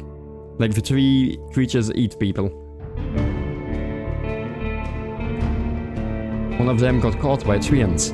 Another one ignored my orders to perform some sort of ritual hunt. So a werebear tore her to pieces. Okay, so we have I assume we are going to have werewolves as well then. So we have like a person that can transform into a bear. I don't know if that's just like once again if that's an actual person that can transform into an animal, or if it's just a like humanoid bear or something. The last one tried to act tough. Didn't tell us that he had cut his hand while cleaning his gambeson. She lets out a ghastly chuckle. We had to cut it off, and he was so ashamed that he decided to walk north, find a new life, and disappear. Idiot. Okay. Alright. He cut his hands while cleaning his gambeson. How do you cut your hand while cleaning a cloth garment? What? What a call of a journey. The man tries to drink from his mug, but it's empty. You've made this place. I stay silent. Julia seems defeated. I lost my rope. Once again, how did she become lieutenant? Well, because the other people died. That's not much of a story, honestly. She looks at her hand, which is currently rolling a mug over the table. In the city, there's a strict order of... what should I call it? He exchanges looks with her companion. But he can't help her. Well, leadership succession. I guess. Hovleven Chief selects commanders. Those select lieutenants and those put their soldiers in order of priority. If a lieutenant dies, they get replaced by the next soldier in line. Isn't a gambeson...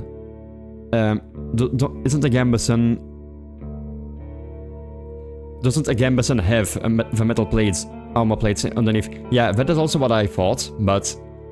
That in my head is also what like I thought, that it is like a like cloth with a metal underneath, but we have a gambeson. But it says it is a it says it is a padded defensive jacket made of linen filled with rags. It does not mention metal, so I don't know if either this one is just a, because mind you, I think, like, I know there were like two, you have like armor which is just a very thick padded cloth, and then you have like an armor with like thin metal plates underneath. I think a gambeson, like the thin metal plates like are a gambeson. I don't know if I think a gambeson could also be like fully made out of cloth, just a very thick padded like piece of clothing. But yeah, if it is just cloth, then I don't know how he got his hands. Maybe he had one with metal plates underneath. Maybe that is how. So you were his successor? No, not exactly. When we fought the bandits, our lieutenant was hit by a slingshot. Oh man. What a way to go out. His boyfriend jumped to help him, but failed to protect either of them from a spell. It was like a ball of ice that hung above them and exploded, piercing their heads, completely avoiding their shield. Really unpleasant. She pauses. And you were the third one in line. Is that right? Jumping like that to save a man in the middle of an attack doesn't sound like a wise decision. Basically, yeah, she says, without enthusiasm. I didn't plan to become a leader, though I will get demoted once we return to the city. I prefer to follow enemies. Anyway. Rope. You're in luck. She heads towards one of the crates and moves aside a large linen sack revealing a rope. She brings it back nonchalantly. Sits down on her chair. Take it. I was planning to leave it behind. I take a closer look. A fine rope! Wow! Huh? Huh? A fine rope, a regular rope, made of hemp fibers. Buy for 0, like dragon coins. Or I take it and offer some food in return. I mean, is there any downside to me just taking it for free? It seems like it isn't. It seems like there was no downside to taking it for free. What was your squad's mission? The lieutenant looks into your eyes. You know, the usual, making the roads safe. Keeping people alive. I explained that it may be important for me to know what they have tried to accomplish. I can't really tell you. You sense no hesitation. Do you have any other questions? She doesn't trust me enough to tell me about her squad's mission. Anything I should know about this camp? Oh boy. The story is brief. Some merchants built the camp to have an extra stop for mules and donkeys. Just between the inn and the 7 villages. There's plenty of grass here, and a pond nearby. When the peninsula grew more dangerous, the camp stood abandoned from time to time, serving as a shelter for the travelers. The bandits came here in spring, further paralyzing the exchange of information between the northern and southern settlements. Since these highwaymen are no more, the situation may reverse time a little. You can sleep here whenever you want. The man concludes their tale. Though don't expect to wake up without pain in your back. If you were me, where would you go next? The soldier answers quickly. To the inn, of course. He grabs his empty mug. The one northwest from here, if you can't afford the room. The main hall is free of charge. The locals rarely gather there. The northern road is much more traveled, mentions Tulia. But the hunters will tell you about this and that, and you will have a chance to introduce yourself. The innkeeper can listen, and knows many syllables. Any tips on how I can make a good first impression on him? She smirks. Avoid cheap jokes, stick to trade, won't waste his time. Show him that you can be relied on. It is getting late, we should prepare for the night. Open the archive to read the most recent text. Oh boy. I agree, Tulia sighs with relief. And you may do better than Asterian did. Stay vigilant. She winks at you. Shattering the mask of a soldier. What? What? I mean, I guess maybe she was like trying to act tough, and maybe that could also just be like sarcastic or like a joke. Maybe it's not like just like suddenly changing. Like, okay, maybe either she's like putting on like a mask and a fake personality, and she's actually like softer as a person, or alternatively she like this just looks like it could be a sarcastic remark or something. Thank you for your help. Stay tidy to have a better chance to influence others. Of course, okay. Appearance 2 out of 5. You don't stand out from the crowd. You won't get much cleaner without a proper bath. Okay, so our appearance affects the way people see us. You go to the barrel and splash water on your face, which makes you even more aware of how much you need a bath. After the night, it will only get worse. Your horse is already napping, still too anxious to lay down. I mean, horses can just sleep standing up. They don't need to lay down. Like, of course, the reason for that is because in nature, if something crawls up behind you, you need to run away immediately. So, like, a lot of... It's the same thing, like, this is another thing. I don't know how it is with, like, horses that are around humans, but I know... With cows, at least, something I see with cows when I'm, like, just riding past, like, with a bicycle, riding past any of the, like, the fields that I, like, well, rides past. Like, sometimes in the evening you can see a bunch of cows, some of them laying down, no, like, few of them are just standing up. So, like, the ones that are standing up are, like, standing watch for all of the other ones. And they're just, like, either standing up, and sometimes they could also, like, slightly sleep while standing up. I know horses can... I think horses can sleep while standing up, I'm not fully certain, though.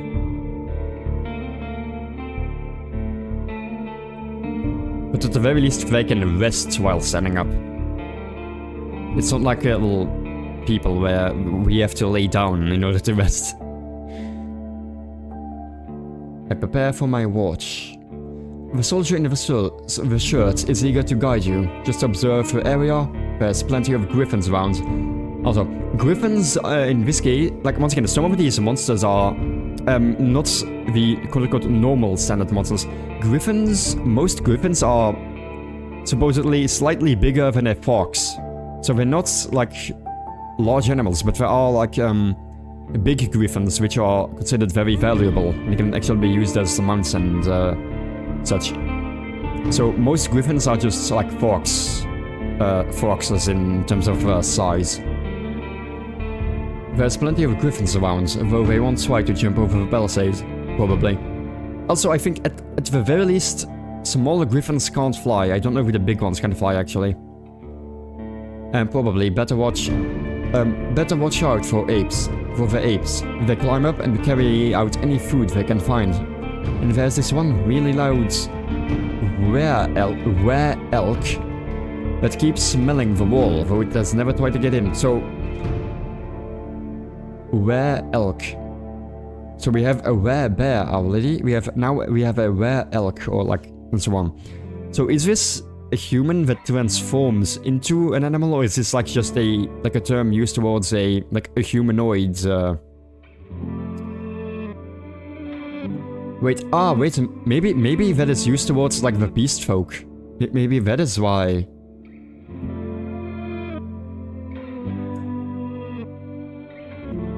Maybe were is used towards like the beast folk, which are somewhat humanoids like animals. But it doesn't mention like where anywhere like here. So that's something to learn about. He points at the gates. The lieutenants and I will block the entrances. They are quite heavy, so if anyone comes here looking for shelter, better call us to help you out. And if this someone is being chased by wolves or anything, better throw the rope instead. He scratches his head. If it gets cold, feel free to make a fire. And the best place is on the watchtower. You may want to put a blanket there or something. The watchtower? There isn't. Oh. He gives you a long puzzled look. Oh, here. He points at the pile of crates. Just climb up. Yeah, there is no tower. Yeah, it's just a pile of crates. Just climb up the tallest one. You'll have a great view. Or at the northern side. The more dangerous side. And also, I know you're tired. After all that riding, he points to the tents. And on the other side of the camp, I can handle a couple of hours sleeping on the ground. And if you wish, go there after me and rest. Just rest once. At least I have a pellet inside.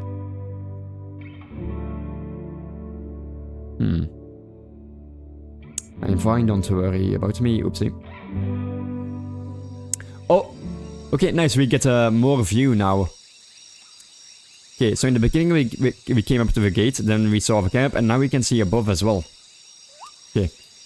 You put your blankets on the tallest crate and sit down. The night is warm, but the sporadic summer breeze brings a gentle refreshment. From time to time your back aches, and you have to force yourself to keep your eyes open. The light of the moon helps you focus on the tall grasses. For most of the time, you spot smaller critters and birds.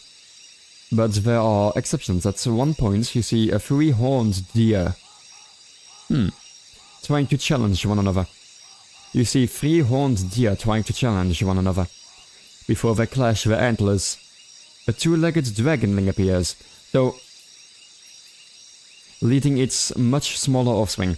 So, three-horned deer, I don't know what those are, but they are not a regular deer, seemingly. A dragonling is a reptile-like creature that supposedly stands on 2 feet and can be as tall as a human. I don't know if they have intelligence or if they are just yeah, I think they are just animals. They don't have intelligence. They're not like it doesn't mention them having a lot of intelligence, so I assume they are just animals. The furry beasts try to intimidate the predators with roars and aggressive head movements.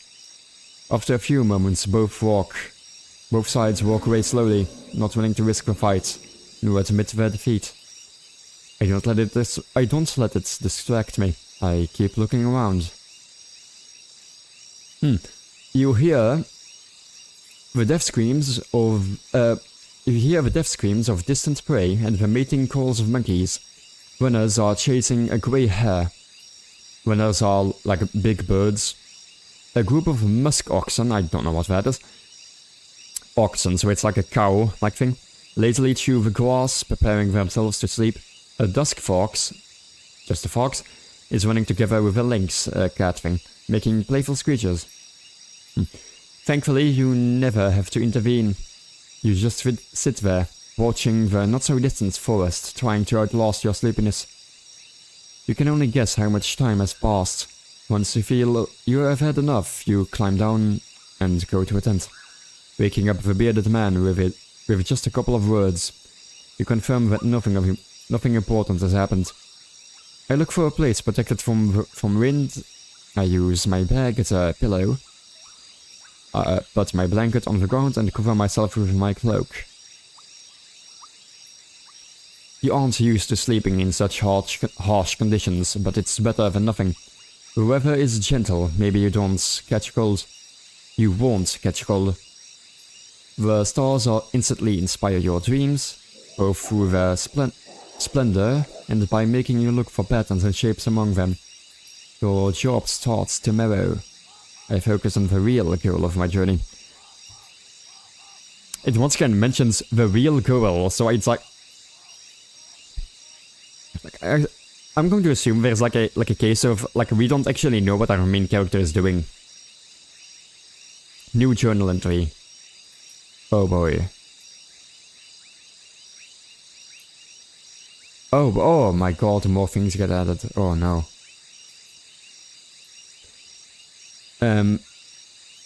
Pelt's Innkeep. Humans. A man in charge of belts of the north. According to Julia, he prefers to stick to trade. Okay, that's basic info.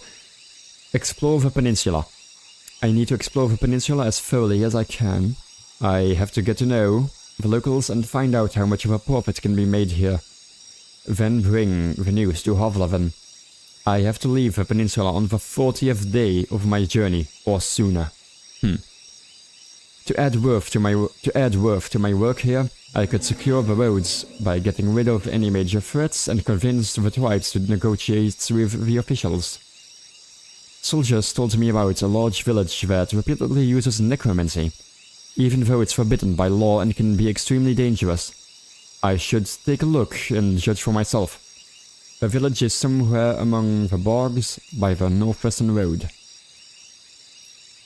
Oh boy. The Merchant Guild wants to take control of this realm. Your bordering duties are secondary. First and foremost, you need to explore the peninsula, learn about the territory, resources and threats. Get to know the locals, and if you can, convince them to consider negotiations with Hovlaven officials. Okay, so it's the same thing that I just read. And traders could the tribes resist the soldiers or be a threat to the priests of the United Church? Question mark. Are there any forbidden practices that need to be eradicated, such as blood magic, necromancy, robbery, or slavery? Question mark. At least I have time, 40 days to be exact. I need to be as thorough as I can. Once you finish your reconnaissance, you should speak with Julia and return to Hovlaven. There you will report back to your employers and get your reward.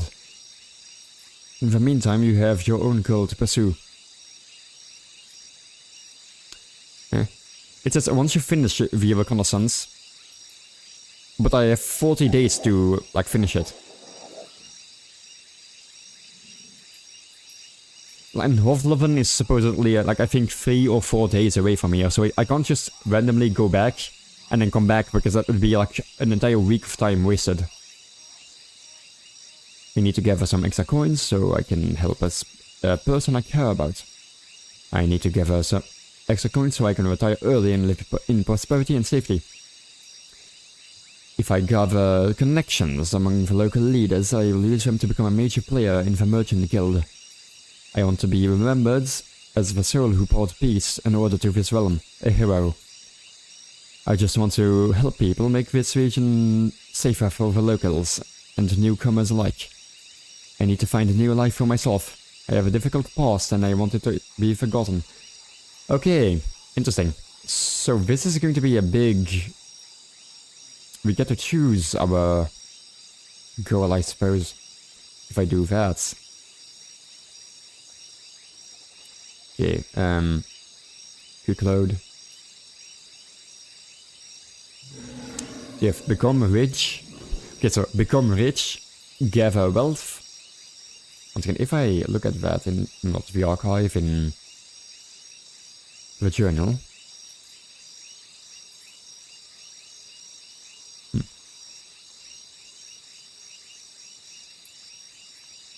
We have gain influence, become a hero, help others,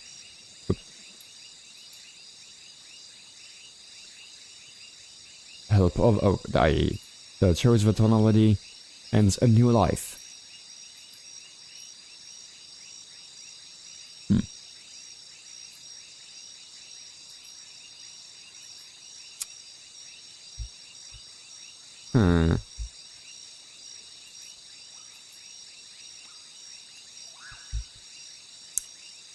I'm going to think just money, I guess.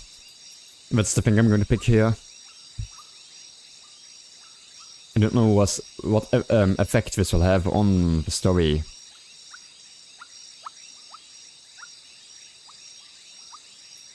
Once again, this is like we are going to become important in politics. This is we need to help someone. This is someone close to us. This is I want money and want to retire.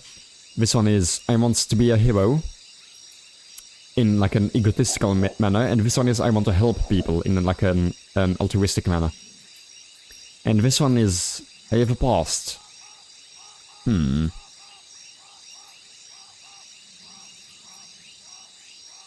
What is the... What does the journal say about it?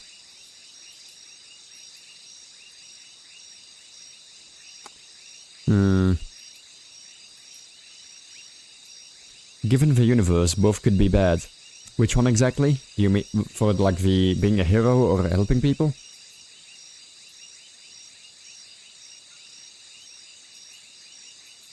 Just so all of these have like... All of these have like some context. I would assume this one, because it, once again, it won't mention who the person is. But I guess this one, because it's the most simple one. This one...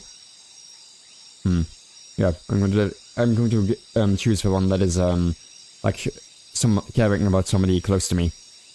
Once again, it doesn't mention, though. You can't travel during the night. Press the sleep button to rest. Your half-asleep senses are catching up to the sounds of the wild forest. Your instincts keep you alert and anxious, though the pleasant, humid, late summer air evens it out slowly. You're thinking about your goal, but you need to gather your strength. All I can do now is rest. Sleep.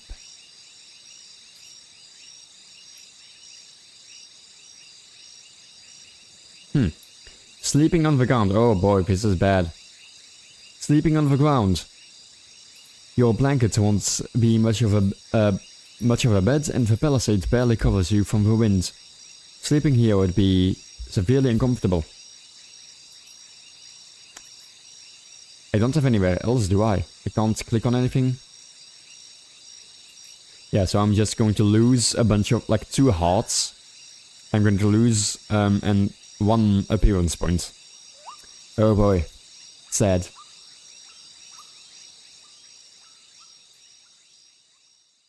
Oh, the gate is open.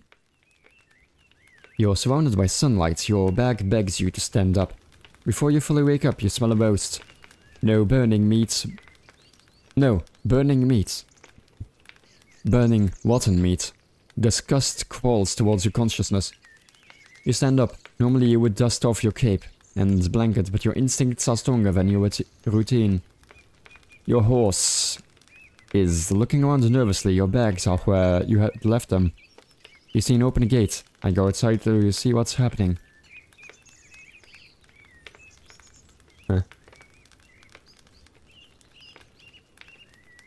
Okay. Both soldiers are standing near a humble pyre. The man in the shirt looks at it, contemplatively. Julia is one of the first to address you. Is the first one to address you. Jürgen. She greets you with a nod. We used the horse's manure for the flames, so don't worry about cleaning it up. What? Oh, okay, so cleaning up the leftovers from the horse. You see a corpse among the flames. It's impossible to tell if it belongs to a male or female, but it was an adult. The burning process won't be over for a couple more hours. A traveler or an undead. Oh yeah, so a pyre? So in this universe, once again, burning the dead is very important, because the dead can, be resurrected. Wait, it did mention the pyre right here, if I look down. Pyres. Rites followers cremate the shells to stop them from awakening. The burning ceremonies are practiced in many forms, sometimes highly ritualized, even though rites tablets depict them rather vaguely, as something simple and pragmatic. It's common for pagans to bury the shells instead, or even embrace the art of necromancy and use their dead to take care of mundane tasks. A traveler or an undead? The latter.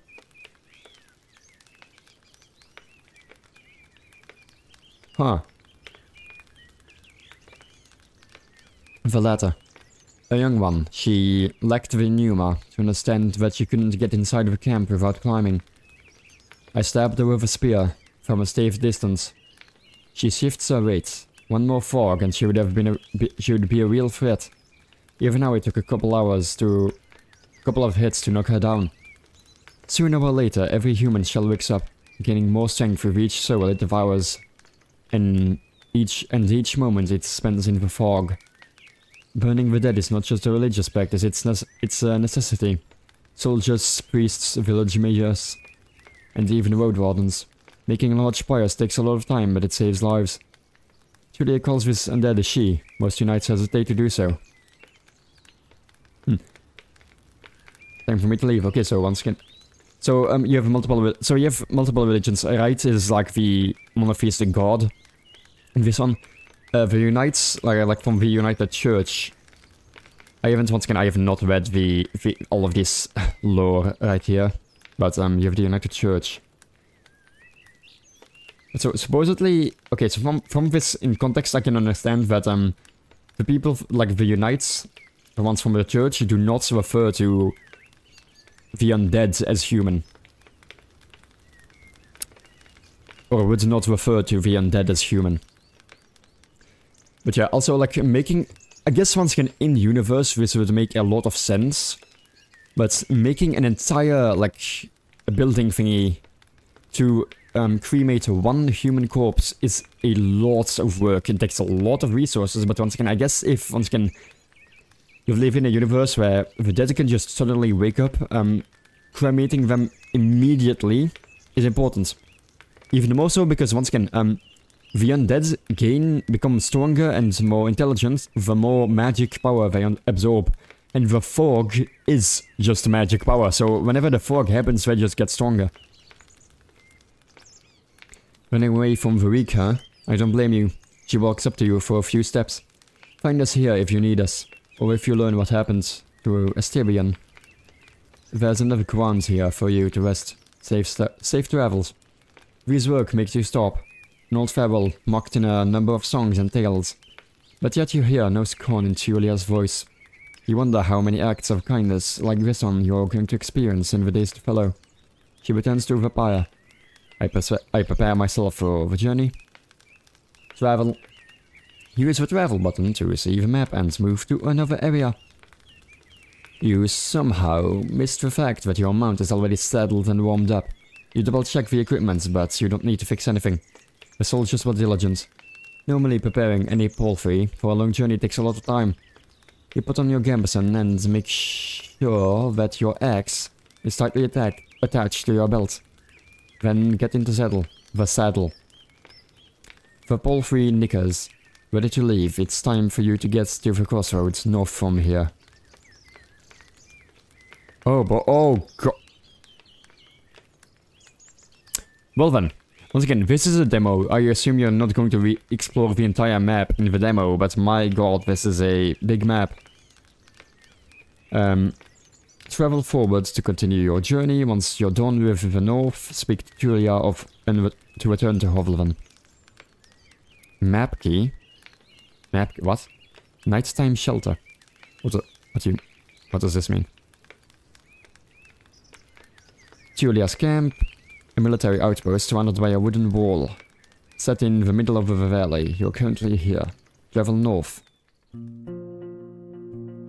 Different music. Oh. Okay, so wait. First off, a map. Let me see. Okay, it's still the same. Ah, map key. Okay, it shows me the icons. Julia's camp is a nighttime shelter.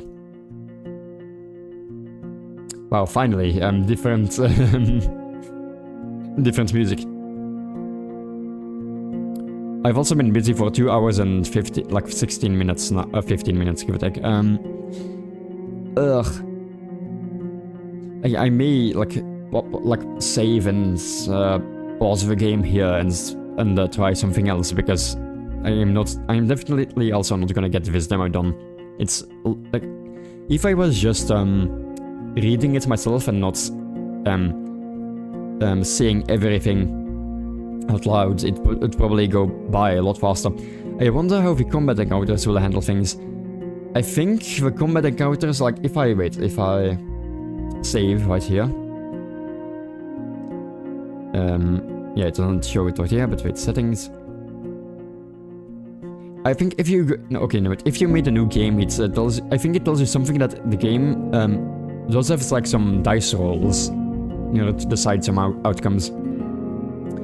Even at a later hour, but I don't know the actual combat. Even at a later hour, you wouldn't expect to meet any travelers in the valley. A warm summer breeze lures your mount forward, but the serene chirping of birds is quickly replaced by the distracting screeching and gurgles coming from further down the path. You soon find the pack of four-legged griffins. They are larger than foxes and merge the features of birds and furred beasts. Each one is a different size, coat and color, and their temperaments are just as varied. Their fronts are covered with vivid feathers, while their rears have a darker fur. Their wings are massive, making them impressive jumpers, but they are too heavy to fly. About 24 beasts are yelling, brawling, and chasing each other around, blocking your path. Agreed, when I played the demo for Mushroom Musume, I made sure to get a lot of drinks and photo ops because damn, text-based adventures, yeah.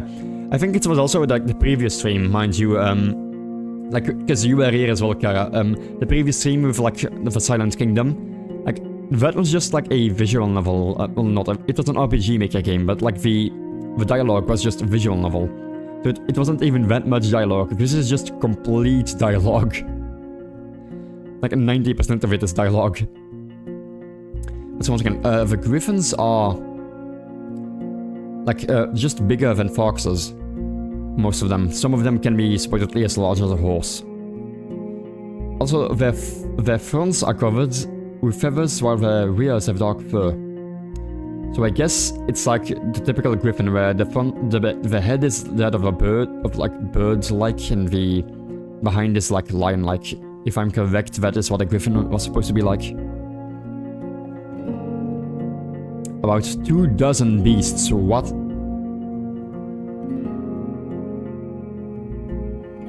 Oh yeah, dice roll. The dice icon marks the actions that involve random chance. Okay, so some of them are... Ah, interesting. You can't enter the forest blindly. If these or other creatures were to chase after you, the thicket would be disastrous for your horse. There are reasons why travelers stay close to the main roads as close to the main roads as possible, and why adventurers move in groups. Usually, the safest approach would be to stay where you are, and just wait for the pack to get hungry. It may, however, take up to a couple of hours. You're thinking about your conversation with Julia. You've got a lot to do, and time may be of the essence. If you have any vitality points, you can use the warrior's training to access unique interactions. Ha! Okay, so this is where the classes come in. So the warrior can, like the fighter can use physical combat more often. I take my axe and hurry the horse. If you ride fast enough, it should be fine. I should stay here, better safe than sorry. I grab my crossbow. Mind you, my crossbow has limited ammunition. Inventory. It has 3 arrows currently. So that will make me waste, spend a resource. Meanwhile, this is a dice roll. I wonder how forgiving the dice roll is. I am actually going to survive that. I lost health. You can learn more about your abilities in the character sheets. Oh boy.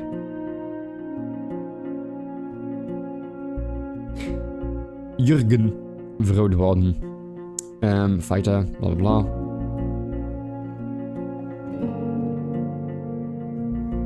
While your vitality is above 0, so like 0 is not death, it's just you can't do anything physically if your health is at 0. Vitality, armor, that's all of stuff that I've seen before. Combat experience, slight. Spared animals, none. Huh? Oh, depending on your beliefs, saving and sparing animals either makes you a weakling or soothes your soul. Religion, atheist, because that's the one I picked, because I don't know what the religions actually mean. Like the right monotheistic religion has like 3 main strains. You have the United Church, you have the Fellowship, and the Order. So all of these are like... And then you have the pagans, which are not of the monotheistic religion. Once again, I don't know what the religions are, so I just chose atheist because I have no idea what it means. Lies. Interesting. Lying gives you quick benefits, but may turn against you after some time. Some lies are difficult to pull off for an unexpected liar. An experienced liar. Okay, so... Oh. Interesting. So... First off, like, you can get caught on your lies, which is going to be interesting because it can get brought up later, but even more so, in order to become good at lying, you have to lie more often, seemingly. Sewing experience. Your practice with fixing your clothes and armor with the usage of proper tools. And gambling experience. Alright. Huh. And specifically only sewing. Because I don't know what this, like, would affect. Like, once again, making your clothes, but not all clothes would be made out of cloth, I would assume. Okay, but once again, let me quick load. Let me see, I lost 1 health. I did not read it, but if I do this, once again, I lost 1 health. So I wonder, can I actually cheese it like this or not? No, it seems like I'm always going to...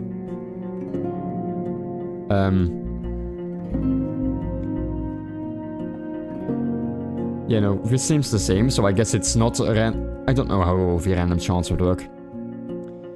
If I stay here, how much time is it? That's 2 hours, it seems. 14 hours before... If I stay, it is 12 hours before... 12:15. Eh? Wait, I think that was randomized. 12:30, yeah, so... Okay, so this is randomized, so time is randomized. At least.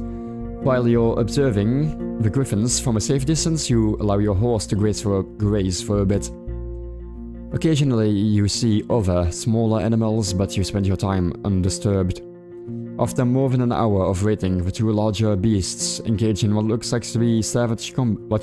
to you like savage combat, but results in merely knocking one of them on its side. The defeated griffin stands up completely unharmed, preening its feathers bashfully, while the champion walks away proudly, followed by other members of its pack. They disappear among the trees. I can continue. Or keep track of your achievements as your journey unfolds. My name is Jürgen. I used to be a fighter. Wow. Okay, once again, it is almost 2.5 hours, so I am... Oops, not quick save, full save. Oh.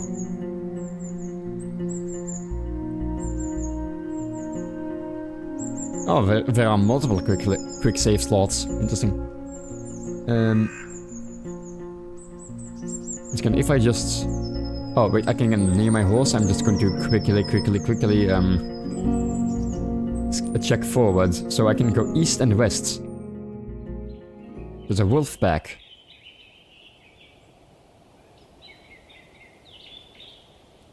And the village, seemingly.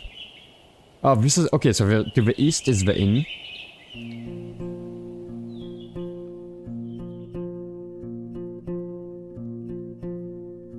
Once again, I'm not reading this, I'm just saying everything that happens. I can choose a dialogue option.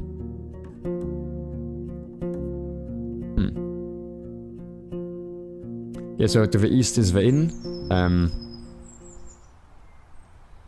And to the west... no, to the west is the inn. To the east is nothing, seemingly.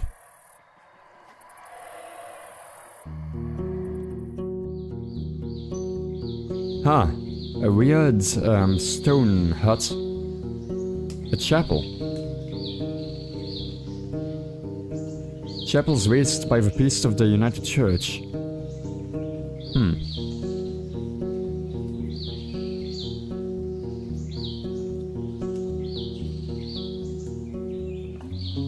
What are you looking for or paying attention to? Example door. Oh wait.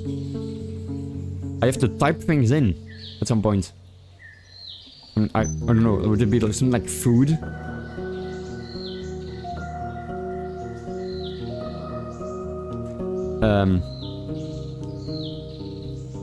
I don't, man, okay, that is, oh god, that is going to be annoying.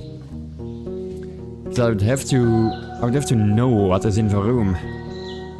Want geen door if I do that. Yeah, that would be very annoying to deal with.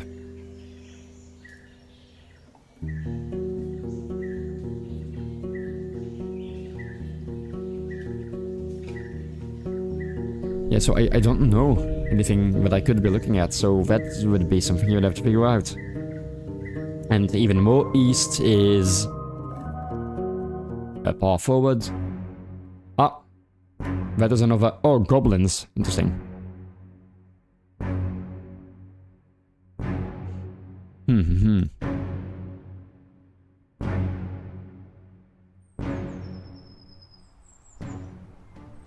Okay, and that immediately sends you back. I see. Well, putting in text yourself seems like quite a hassle, honestly. You would need to know what you're, like, what you are doing, what you are supposed to be looking for, because like it says example door. Besides the door, what else could be in this, like a tiny little stone hut? I don't know. Are you sure you want to quit? Yes, okay. So now, let me pick the second game, which is Super Bullet Break.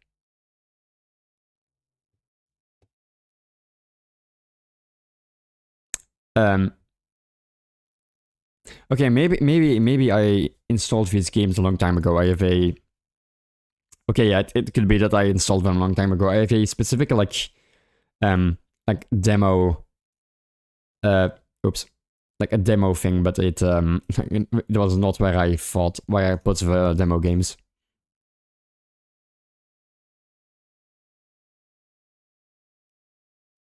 Okay, starting the game.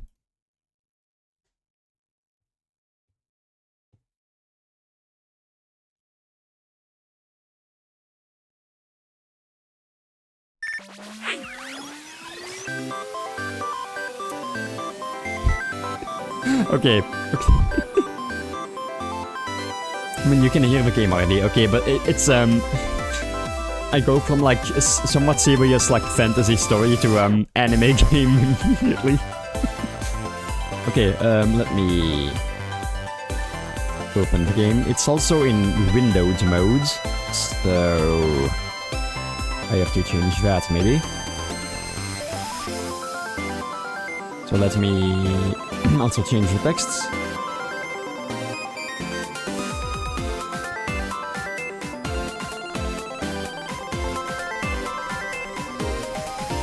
It's too long, so I need to have one down here.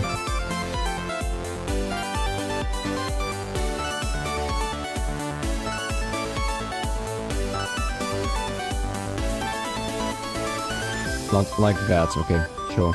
Let's do that. Okay, so yeah, it is in windowed mode, that's all in the capture. This game has been optimized for use with a controller. Right? So, I should be using a controller for this game, I guess.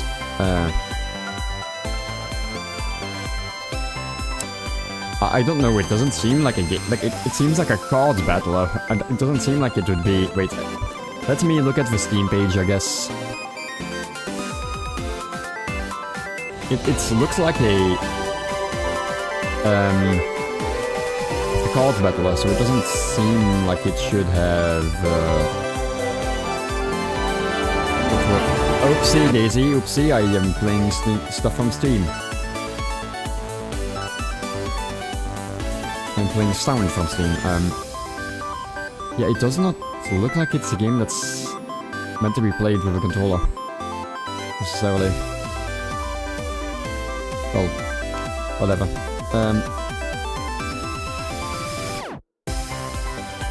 Okay, start the game, but I am going to use the controller, I suppose, because the game told me. Let me first, like, put the game into full screen.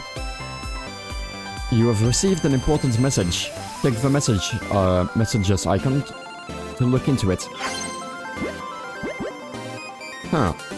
Just first off,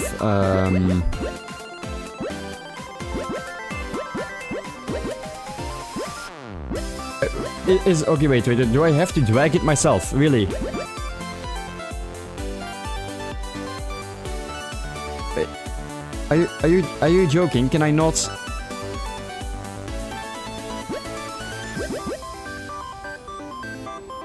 Okay, wait, no.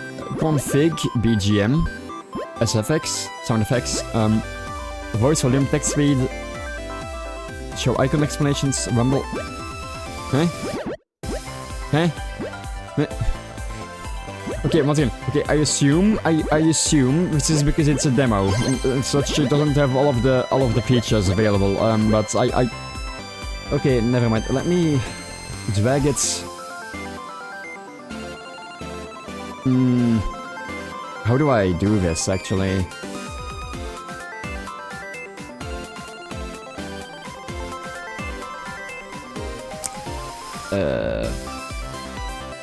See, I can't full screen it. For some reason it doesn't... Yeah.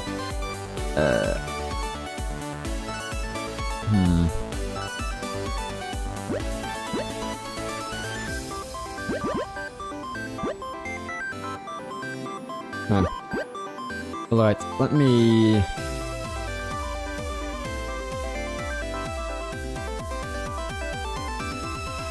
then temporarily...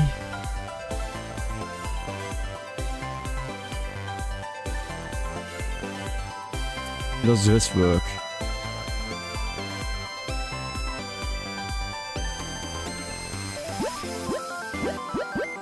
Okay. Maybe this can work. I can make it larger. Excuse me. No.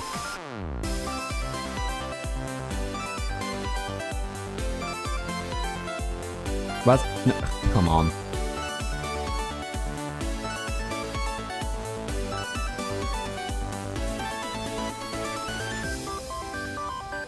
Right, like this. Yes. Alright then. That will have to do. Okay, it said that controller would be best, so I'm turning on my controller now.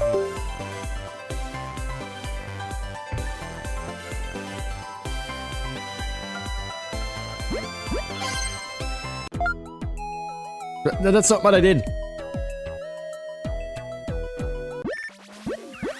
Okay.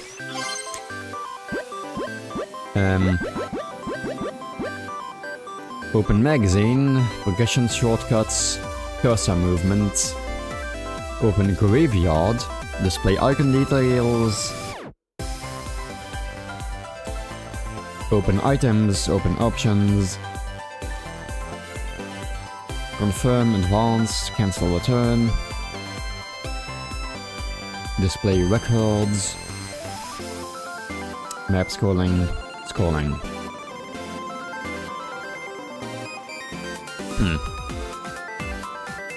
Manual. Oh god. Oh boy. Oh boy.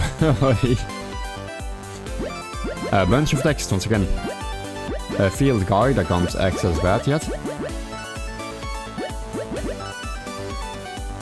A bunch of, I have to check my messages before I can... Yeah, error.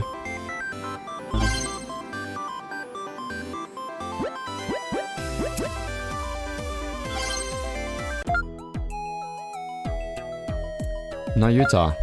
Game news. Conversation list. Game news. Playability issues. Attention all players, it has come to our attention that various game services on our network have become unplayable. The cause of this outage has yet to be determined, but we cannot rule out a possible cyber attack. We are working hard to resolve the situation. Thank you for understanding. We'll update as soon as we are able. Nayuta. Akari. Investigation request. Good. So we are Akari, I assume? Ah, hello there. Who are you exactly? Oh, sorry. Name's Nayuta. Nice to meet you. Oh no, never. Come on. Okay, yeah, I told you. It's something. Okay. The game is stuck. Goddamn.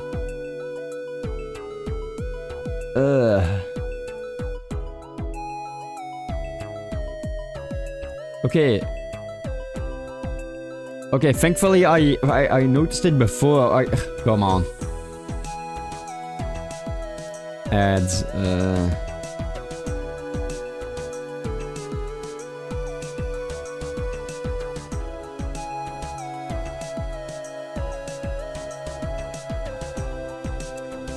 Right.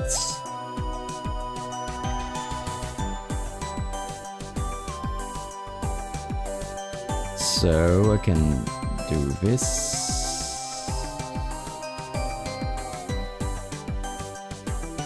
Not like, come on. No, come on.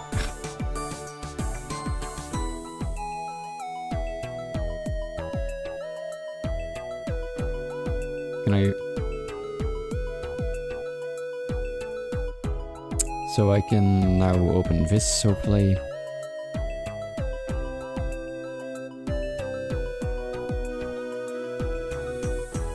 Okay.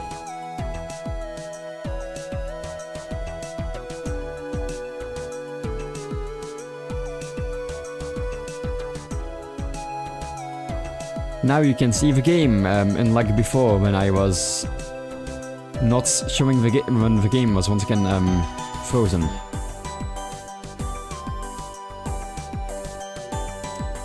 That is good enough, I guess. Yeah. Okay. I see. Nice to meet you too, Nayuta. Can I help you? Display message. Okay, once again, I assume this is because it's a demo, but it's still. It says the game tells me you should use a controller, but it's still showing me the mouse display of a mouse input, of a mouse and keyboard input. Like, I don't know what button I should press for display message batch. I don't know what display message batch even means. Well, I heard you are something of a pro gamer. Think you can handle something for me? Huh? What kind of something? Did you notice that all of the games installed on your device aren't playable right now? Yeah, I did. I'm really bored. It's...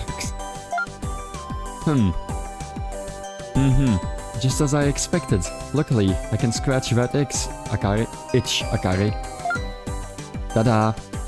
I want you to play through Monochrome Tactics and investigate the reason why it's unplayable. Investigate? But how am I gonna do that when the game's in an unplayable state? Well, with a little help from me, you might find yourself able to play Monochrome again sooner than you think. Really? That's amazing. Then sure, I'll look into it for you. Perfect. Let me give you the rundown then. Oh boy. The game I'm going to have you play is not Monochrome, it is a retro game called Bullet Break. Title drop.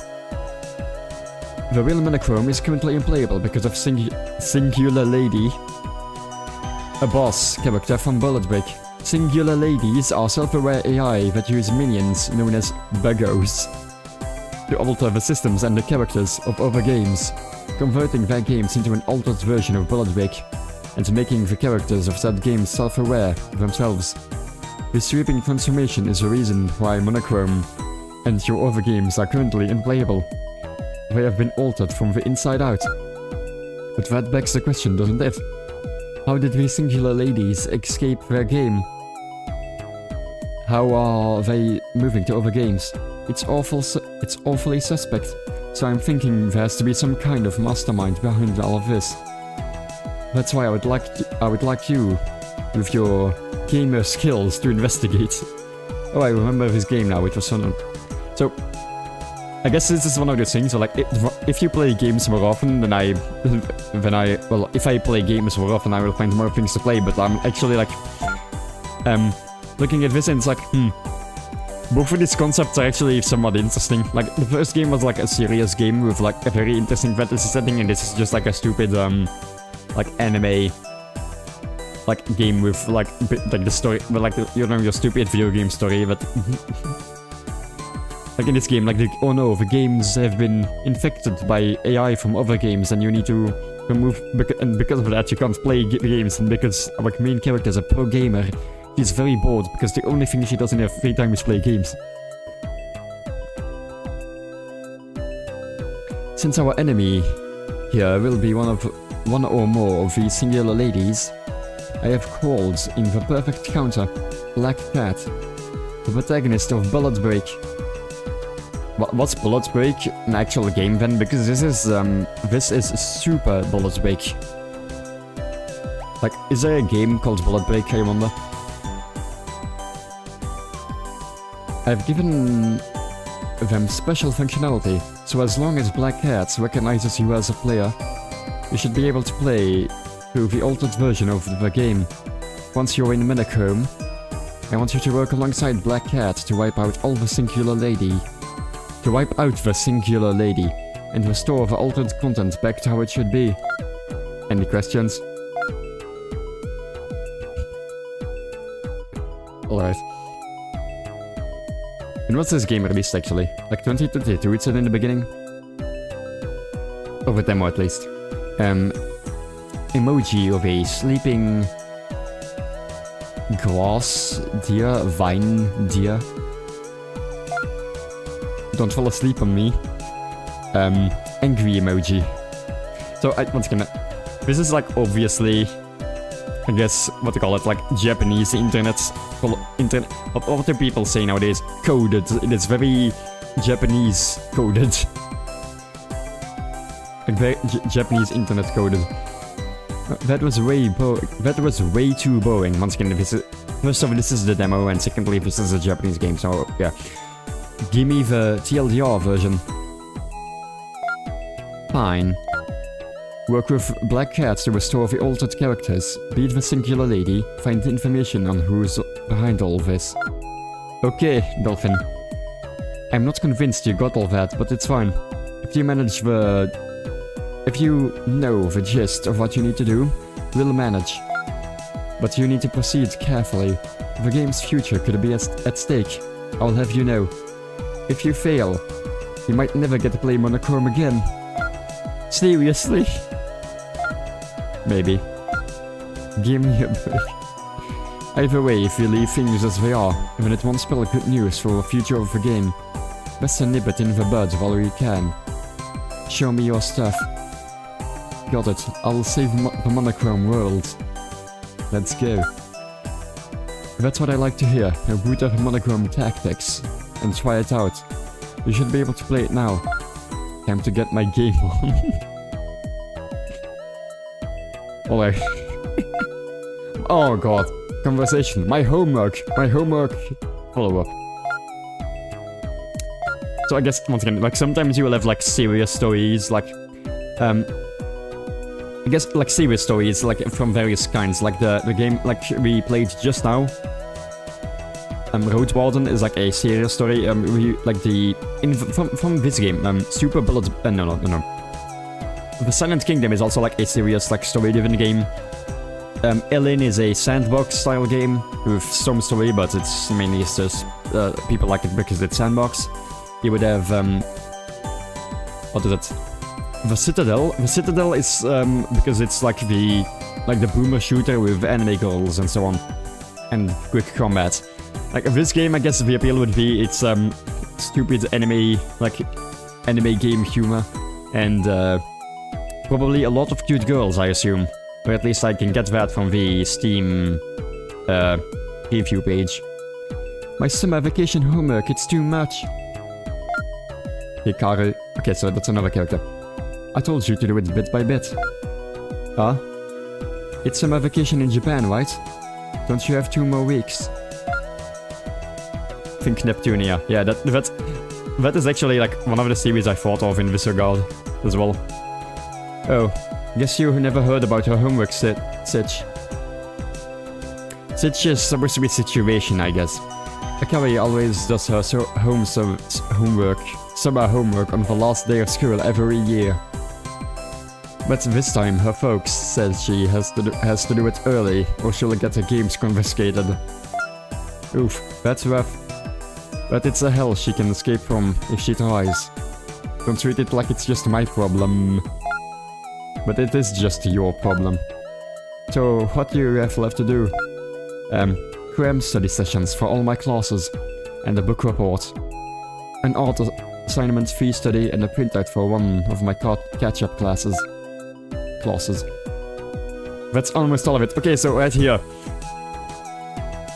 This is like one of these typical like Japanese emoticons that people use. But the character in between here it's an actual kanji. So like so it's actually. So once again, this is like one of these things that's not going to get translated, I guess, because, well, it's not translated, it doesn't have a meaning, it's just a funny face, but it's like something that you see more often in Japanese. Help me with a lot of these. Akabe. I had a lot of fun playing games with you. If this is good, I'll always cherish our memories together. Don't abandon me, I'm just joking. Sure, I will help. I wouldn't want to lose you. Right? You don't want her losing her gaming access. You too, thank you. I'll send you the info on my cram sessions, so we can... No, I'm not doing your stuff directly. You still have to do the actual work yourself. Ah, I knew it. That's right. You have to do all of the study sessions and print out stuff yourself. But here, I'll help you with a link to a website for your book report. The ones listed here seem pretty simple enough to study. Not Nayuta's books. Natsuyasu book. And for your art assignments, how about a simple landscape picture? Here, you can use this for reference first image. As for your free stuff, how about this? Free study made simple, student site. Oh, that's good. Thanks guys, I'll do my best. We've come this far, you better see it through. If you'd just done your homework piece by piece every day, it wouldn't be this bad. Hikaru, let's just leave that part be. It's not in our nature to do things sensibly. I'm gonna give it my all. Let's go again. It's over! We are so back! What is... Ah, I see. It's been about 5 days since she started getting some serious with her homework. Oh, what does that mean? It means I'm finally done. We are so back! Whoop whoop. Good work, congratulations. It was a long journey, truly. I thought it would only take you 3 or so days, not 5. I had a similar expectation. There were more printouts than I expected. Stop, I can feel your disappointment through your skin. What's a printout? What does it mean by printout? Like when I read the words printout, I just imagine like printing out a page. So I don't know what that is supposed to mean. Let me actually look that up. Printouts. Something printed out paper, usually by a printer machine. Yeah, it just seems like... So I guess she had to... like print her homework out or something. To be honest, when I see you trying, it makes me want to try hard too. I feel that. How am I supposed to take that? Don't worry about it.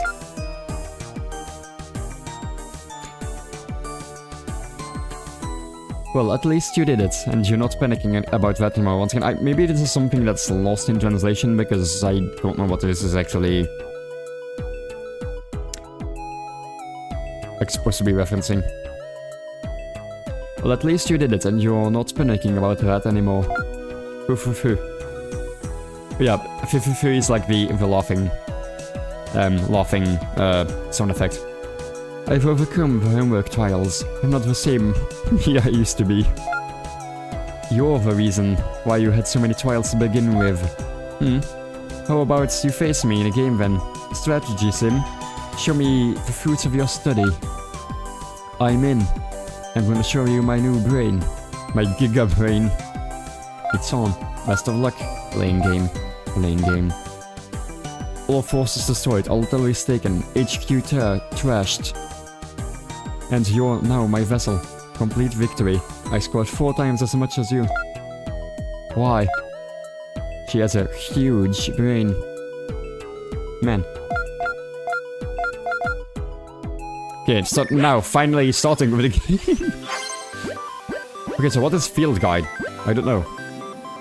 But so we have Monochrome Tactics. We have Seasons of Love. The Aqua Rhythm Deep. Phoenix Gunner. Bullets Break. Oh! Okay, so that's the game. Princess Stage. Beastly... I can't read that on the bottom. Beastly Brawlers. Oh god, oh no.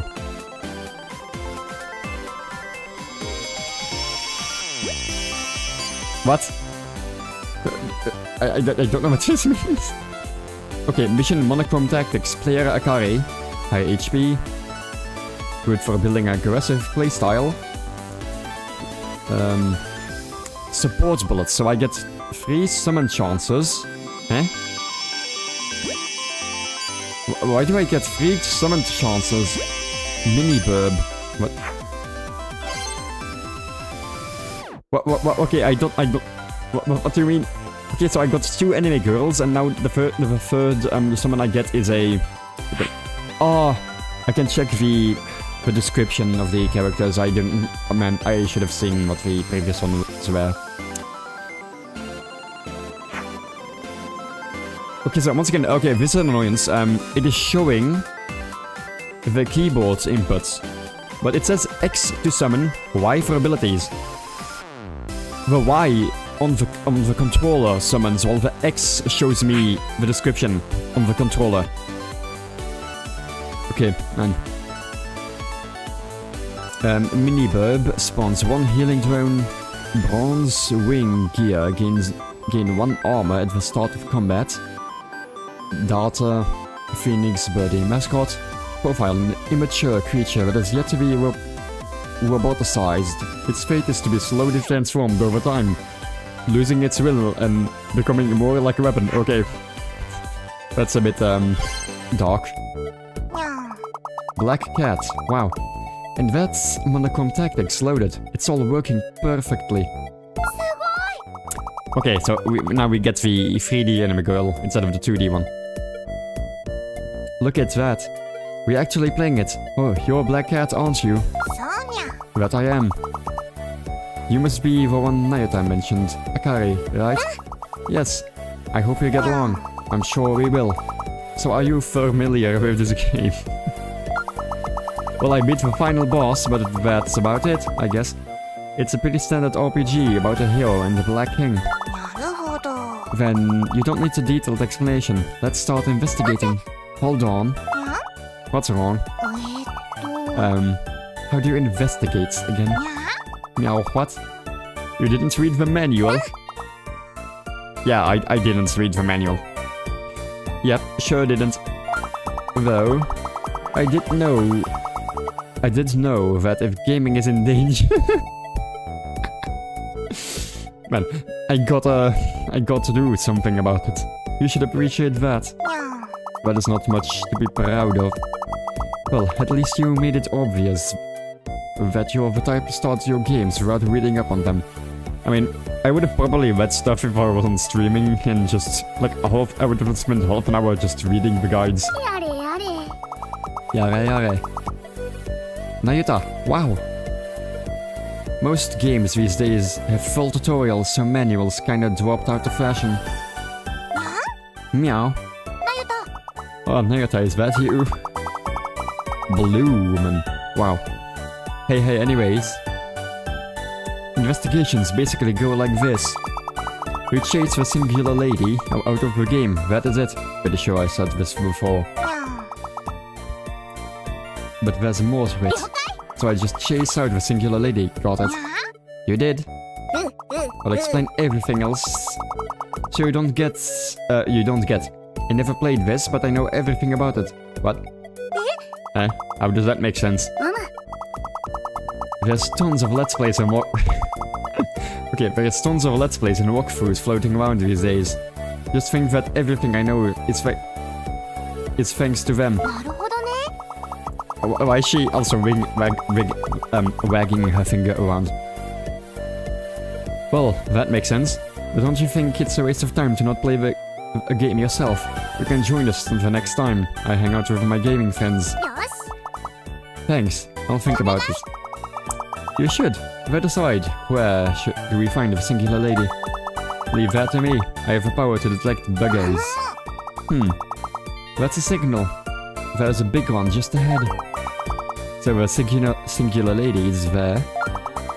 We still don't know for sure. Alright, let's go. The singular lady is nothing to us. We'll pack her up and send her out of the game in no time. I do think maybe if I'm gonna do another like demo stream thing, maybe I should line a few games up which are text heavy and a few games which are like gameplay heavy, because like this is like a visual novel in terms of like text, but it's still a bunch of reading. Like there's not really a lot of action yet. I did not read the previous line of text, I think. She's a bit on the pure side, but look at how proactive she is. I knew I made the right choice. Alright, gaming is actually starting now. Amazing. How to progress. You progress through the map by selecting blocks to move on, making the map scroll towards the right. There is a boss block at the end of the map. At the end of every map, maps are cleared by defeating the boss, and the missions are completed by clearing every map. Okay, so we have combat, I assume, and village.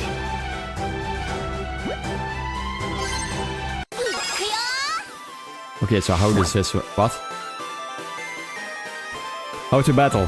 Select characters, bullets, at the lower half of the screen and attack the enemies. Depending on the type of battle, you win either when you defeat all enemies or destroy the boss. Cursor movements confirmed. What? Okay, it's turn-based, I don't have to Okay, that is good. It is turn-based, I don't have to worry about wasting time. So you have Dinky Devil. Choose and discard one bullet from your hands. I see. 9 damage. 3 range. Spectros. Gain 4 armor. Reduces damage taken by however much armor you have. Armor is reduced when you take damage. Discards. Oh, Dinky Devil again. Spectros again. Restore. Heal 2 times, so we can heal.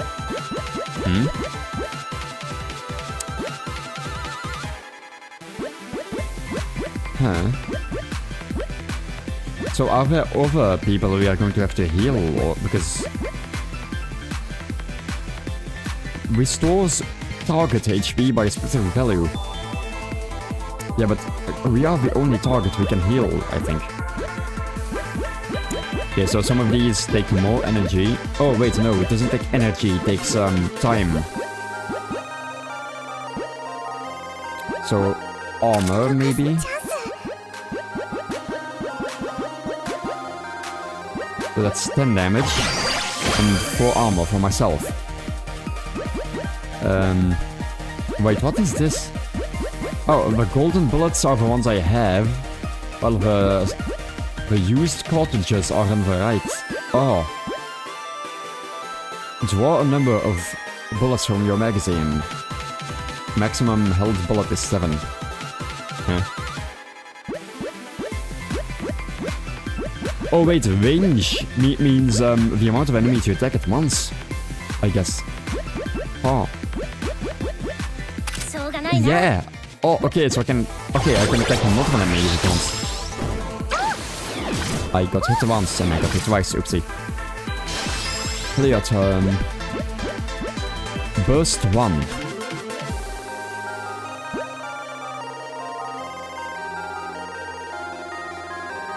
Healing drone. Gain 1 attack based on the number of bullets you use this turn. Oh, interesting. Oh wait, I 8 health, so I can kill this guy immediately.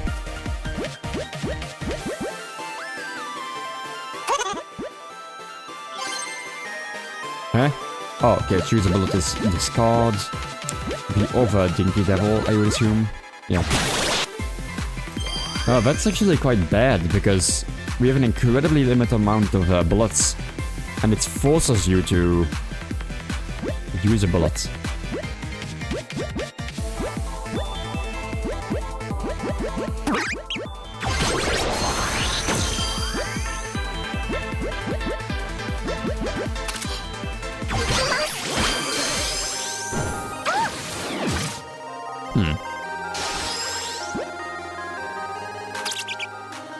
So that spawns a honeycomb. What does that do exactly? Huh. Burst 1, draw 1 again, and shield. Huh. Hurry. That did 6 damage, so it will kill the enemy. Result, I lost the... Oh no, so basically, so I should use the healing. Okay, so if I'm at the end of the rounds, I should use all of my heals, because it will allow me to gain more health. Huh. Combat rewards. Upon winning, you may receive either a bullet or an item. If you do not want anything, you may also skip this. Aha, rowdy rabbits. Penetrating, gain 4 attack power for each enemy. Oh. Oh. So if there's 5 enemies, that's 5 times 4 attack power. Interesting. Inflicts 1 confusion on all foes. Oh, so those are usable items. Regen and Heart Explosion.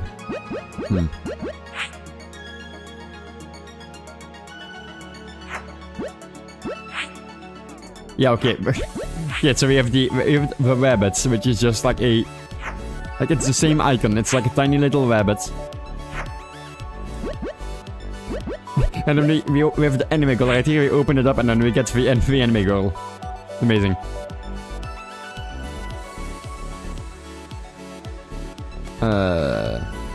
So this character is from the game Seasons of Love. Childhood friends. Wow. Like, this one heals, which, like, healing is good. So... that should be good, I hope. Oh!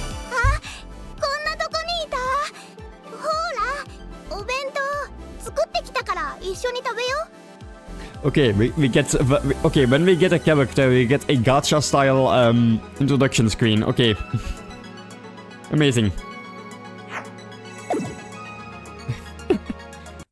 Do we get that with the regular ones as well? Okay, so the dialogue option is an event. I don't want an event, honestly. Well, I don't know what the events do in this game, so... oh boy, oh god. Yeah, I noticed this had a 2-star difficulty. Yeah. 60 health, 42 health, 40. Can I look at the enemies or not? R for icon details. I don't know what R means on the keyboard. Oh wait, that's... that is not...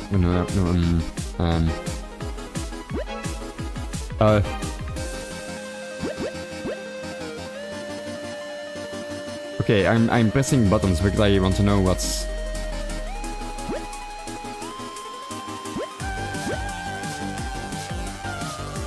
what all the buttons do. Gain 6 shield. Yeah, I do think we need to have shield. Yeah. Oh, so these ones will attack me. Well, this one will reduce my damage.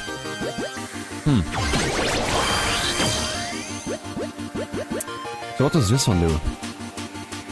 Gain 1 regen and Heart Explosion. Recovers 3% of the max HP at the start of turn. Oh!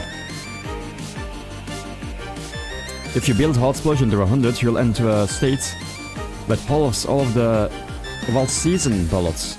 And delays enemies by 10. Okay, oh god, there's going to be a lot of build crafting in this, I suppose. So I get healing, which is good.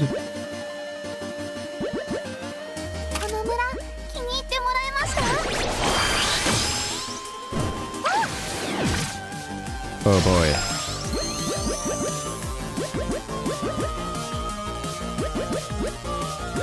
Okay, so all of them will make both of them attack, so I can just try to hammer this guy down as much as I can. And now I have an attack debuff.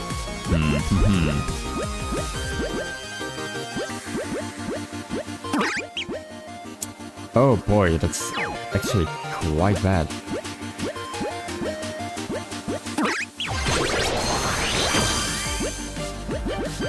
Spawns 1 healing zone, so what does that? Twice at the end of a turn.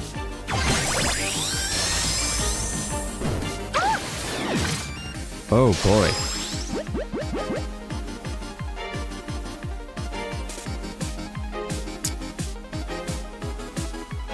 I should do a burst at the end of the turn.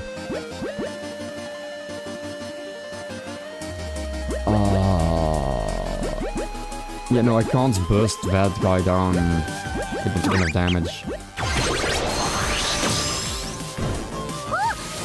Oh boy. Oh boy, this is not good. He has 6 health, so I can burst that guy down.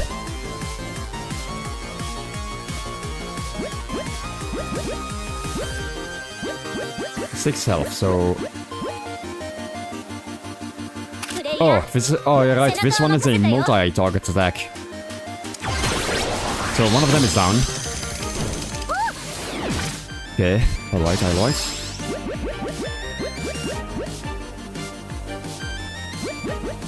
Okay, so when I have no more bullets, it reloads. Good.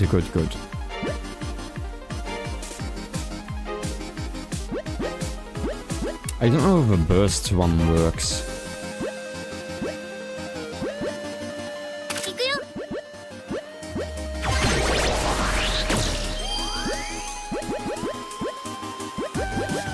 Shield, armor maybe. That's... I'm going to take a lot of damage. Yep.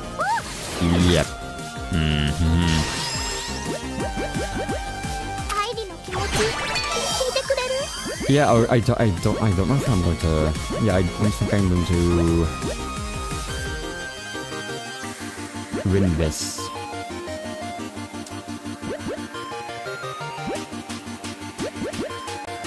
I think I can... So wait, 9 damage. Wait, let me... Okay, wait. I think I can kill him. So this is 6 damage. I have a shield now. And now I can... So it's 9 health.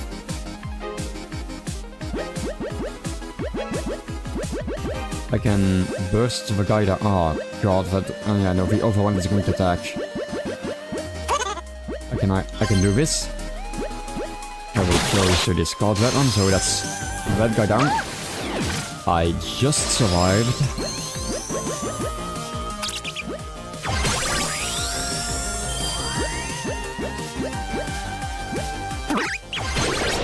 I can get some healing in now.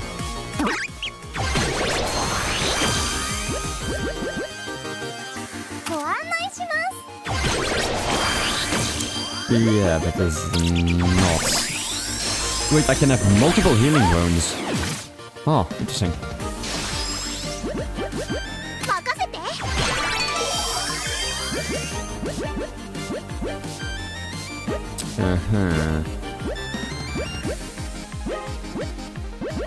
Wait, his almost is dead. But...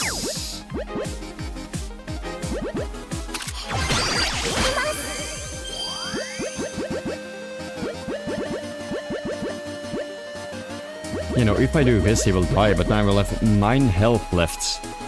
So that's... I'm not going to be able to survive after this. Ah, okay, so this is how it works. Okay, so I can now do this just and he dies. Yeah, but I have 9 health left. So... this one is not going to go at all, I guess.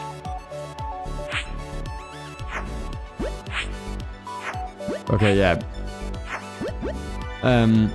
Lien. Penetrating. Gain attack for each enemy. This attacks every single enemy on screen.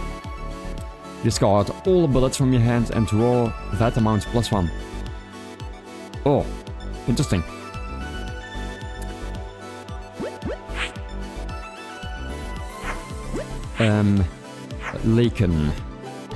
Lacan. What? Draw 2 plus combo beam. I don't know what combo beam is. This one seems quite useful. Like you just discard all of the cards you currently have. And you get... This one, it deals a lot of damage. Especially when there are multiple enemies. So this one is... this one, I guess. The Dragon Girl. And now I get the anime intro screen. The gacha screen.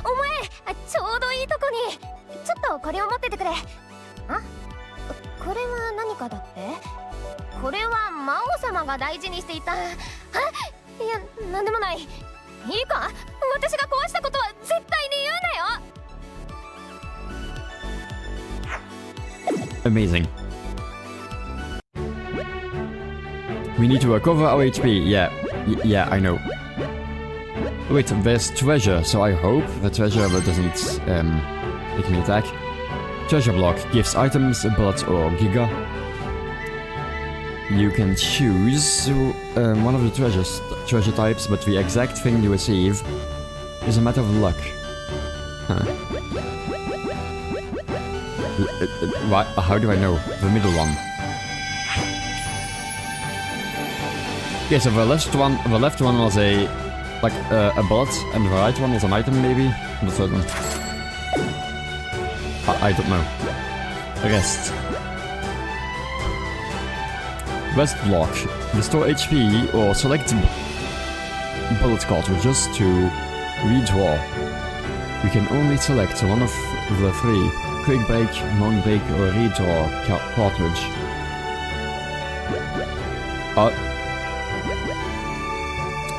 30% of max HP, 50%, and...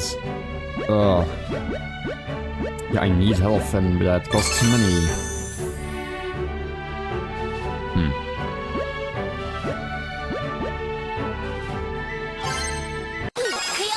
Okay, a 1-star battle now. 76 health. Alright, never mind.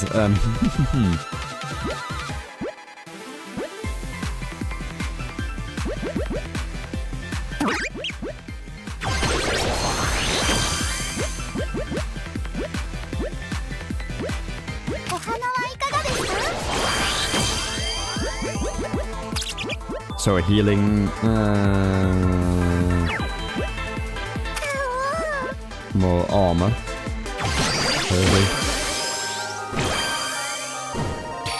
Oh, he just... Oh!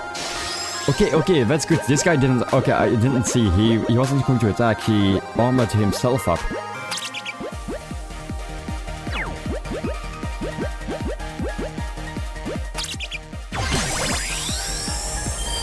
Okay, so... Okay, so this is actually good, because if I...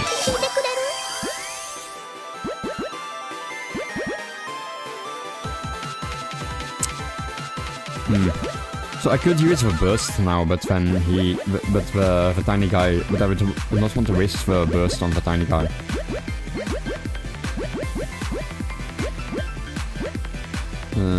Which one? This one? I have... Oh, wait a minute. I can do this.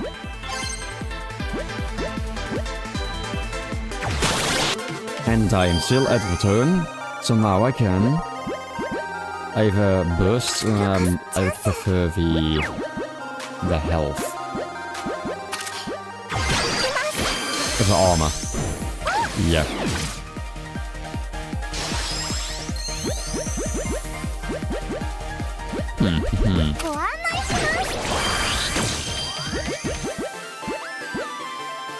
So how many have...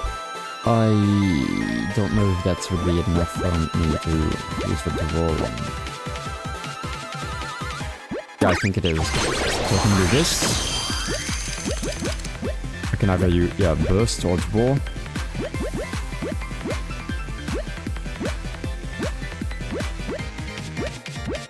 Sure, kinda. And I can now use the burst.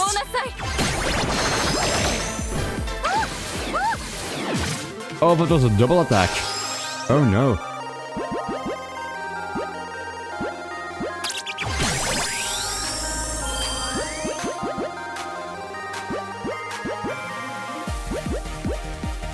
Oh, he's going to arm himself up so I can use this to steal some basic damage and get like health.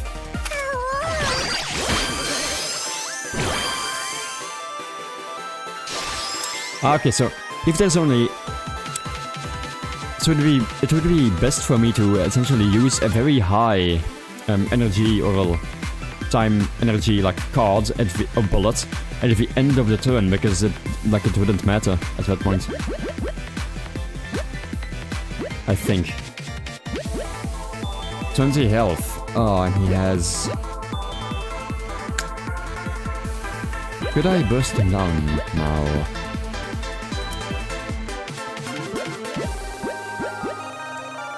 So that's 7 damage, 9 damage. If... Oh, I don't want to...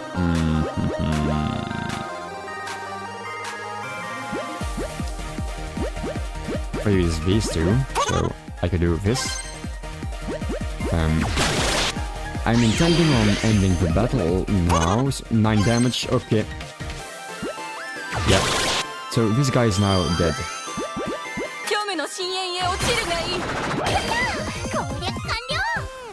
Man.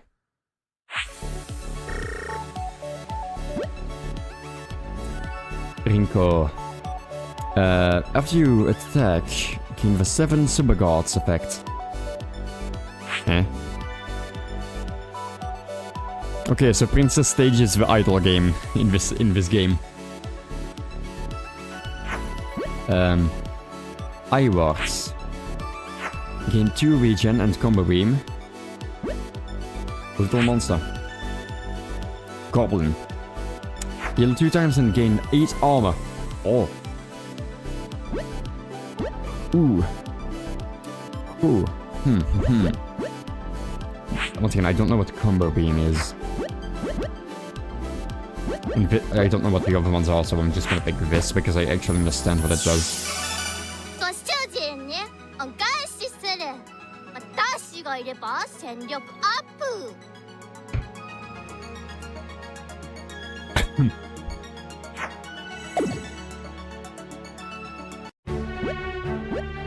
So now I can... Let's do an event. Event block starts various events from involving the characters. Claude. An adventurer. Haven't seen you on these parts. This is perfect though. This meeting must have been ordained. Here to test your strength against me. What? No. Oh no. Okay, perfect. Here I come. Is this a battle? Yeah, this is a battle. God. Oh no. Oh no. Yep, I am dead. I am dead. 28 damage in one turn. I am dead. Well then.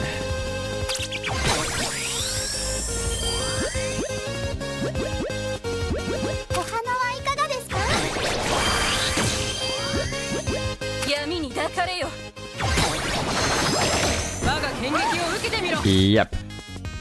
28 damage again. Yeah, I am going to lose this. Well then. Sad. It's very sad. Oh. I can use that one at the end of the round, maybe.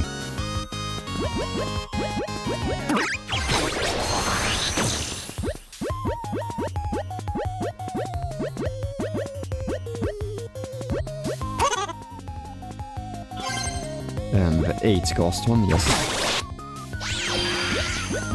And now it's the end of the round, so I can use this one. Yep. 27 health, yeah. 34 damage.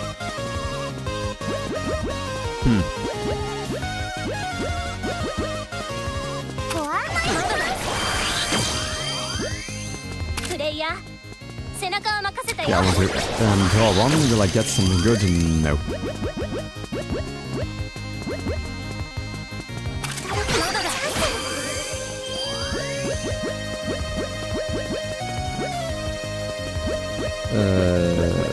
No.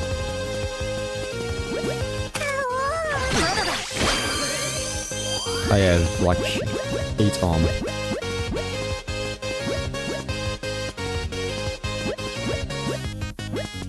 Oh. I got her to half health at least.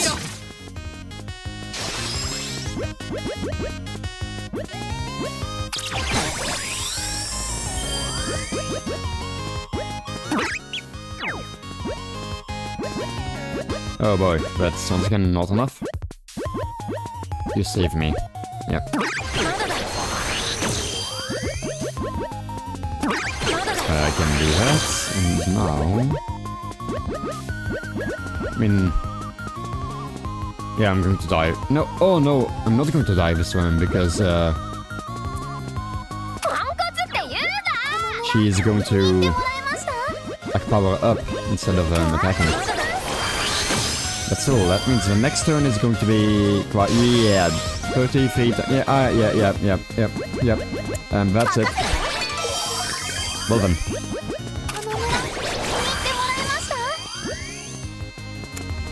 Yeah, that is this one done. Then. Yeah, there is no way that I am going to survive this. And I can't... Yeah, I can't bring a health low enough, can I?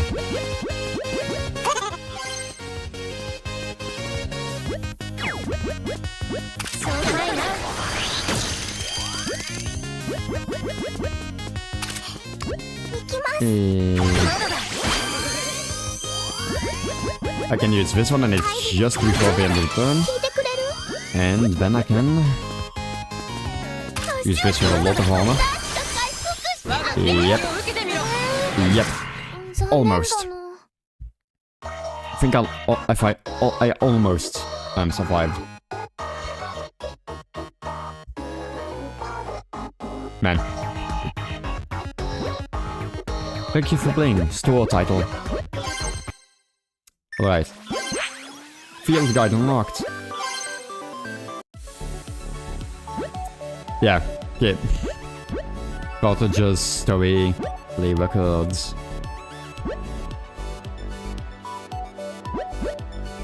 And all of the oh no. All of the girls we can unlock in the game. Man.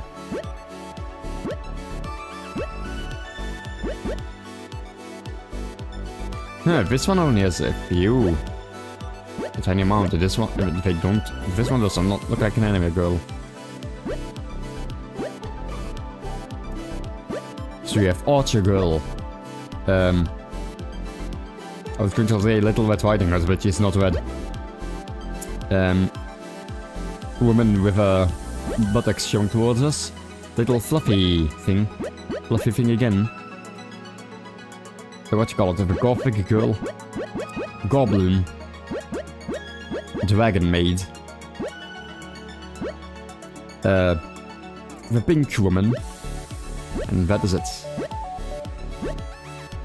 Okay. Okay, wait. One message.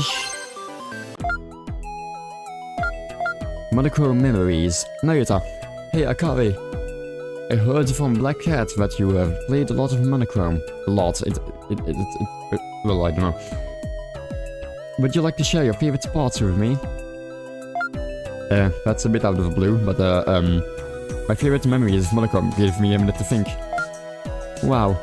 Do you have so many memories of the game? It's impossible to pick just one. Goodness. It must be amazing to have that much experience. Oh no, it's more that I beat a lot of games, so I forget them easily. I beat Monochrome more recently though, so I can still remember it, mostly. Ah. Huh. So it was the other way around.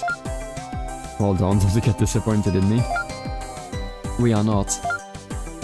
Also, once again, I've been busy for 3.5 hours, I'm going to, like, and I died this run, so I'm going to, like, end the stream in a bit. I do think, like, I'm going to do another, like, stream. Maybe playing this game. Once again, I don't know to what extent this demo lasts, but I definitely want to pick up Ellen again.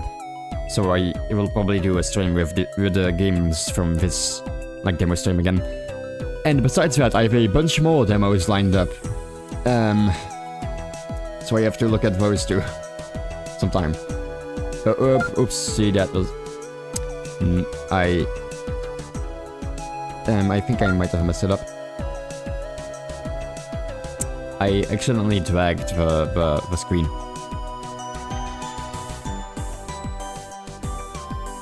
Yeah, don't worry about it. So, what kind of... We are not. So, yeah, don't worry about it. So, what kind of things do you like about it? Monochrome has a pretty traditional RPG story. So the scene between the hero and the Black King before the final encounter left a big impression on me. But I think the best scene in the game was probably the hero making up with her friend, Ninette.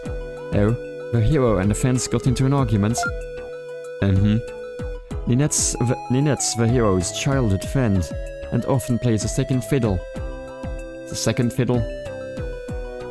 She is envious of her hero, and it builds up little by little as the story goes on, until eventually it explodes into a big fight between the two. Oh wow, and then what? Oh, you seem really interested, Naruto. Well, it's not every day you get to hear this kind of story from an avid player. So what happened after that? Oh really? Well, after that fight, Ninette decides she wants to leave the party, but then a monster attacks and kidnaps her away to its nest. It's terrible what happens after. Seeing that she's in a hopeless situation, Ninette regrets fighting with her friends and just as she starts to cry, oh, swoosh, the hero charges in to the monster's nest with a trusty blade. She rescues Ninette in no time at all. But her reckless charge awakens all of the other monsters, and the two end up surrounded. Seriously? Ninette apologizes as they are surrounded by monsters, and the hero simply grins. She says, how about we take our frustration on these fiends instead? Take out our frustrations? So the two of them turn it into a contest, each vying to slay more monsters than the other. By the time the conflict's over, the enemies have fallen, and their bonds are stronger than ever. Wow. What a friendship. The two of them voiced their frustrations while helping each other. I wish I had a friend like that. What are you saying? We are friends, silly. That's right, we're friends. The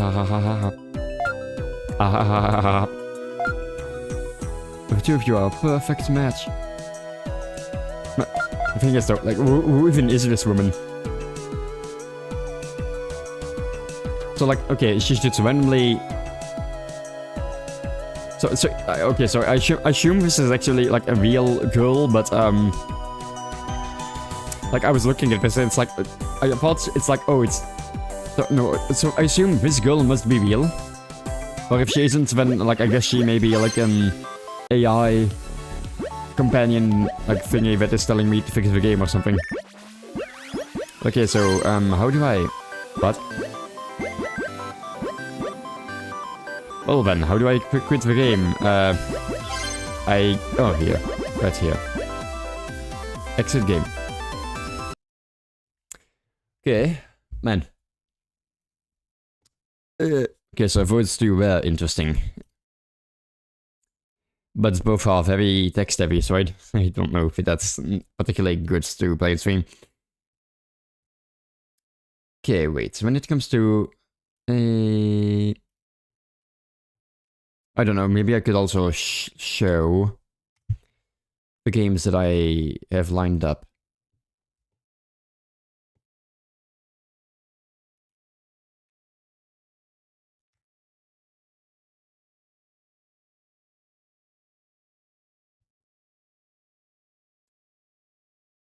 Okay, so I have it open in an incognito tab, so make sure I don't show any personal information.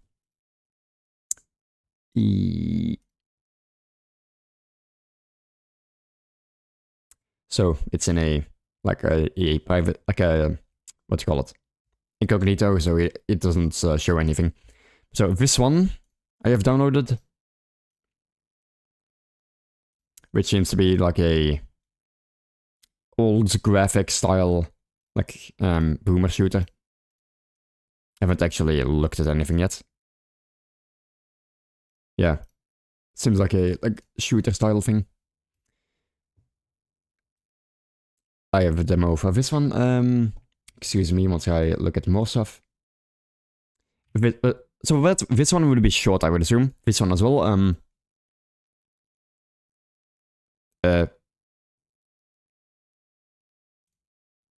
Yes, this one. So turn-based combat. Okay, immediately, oh god damn it, it doesn't have a zoom function. Okay, boobs on the Steam front page, on the Steam page. So this is... Yeah, okay, so this is like turn-based combat.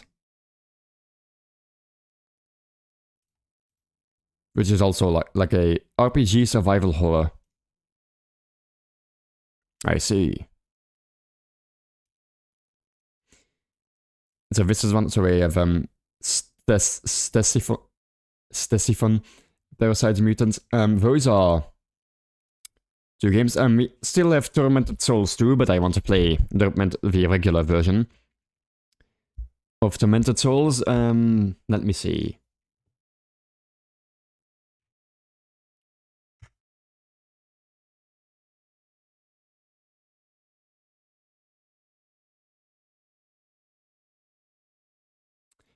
Yeah, you know, there are some that I don't. Yeah, wait, I don't know, is this one an adult game or not? I don't know. It doesn't have NSFW or like nudity in the Steam tags. Wait, is that a thing in the Steam tags or not? Mind you, I don't know if that would be... Oh, okay. No, okay, it's not an adult game because I don't have because I'm in incognito and I don't have to log in, so it can't be. It's just wait, yeah, it must not be an adult game then.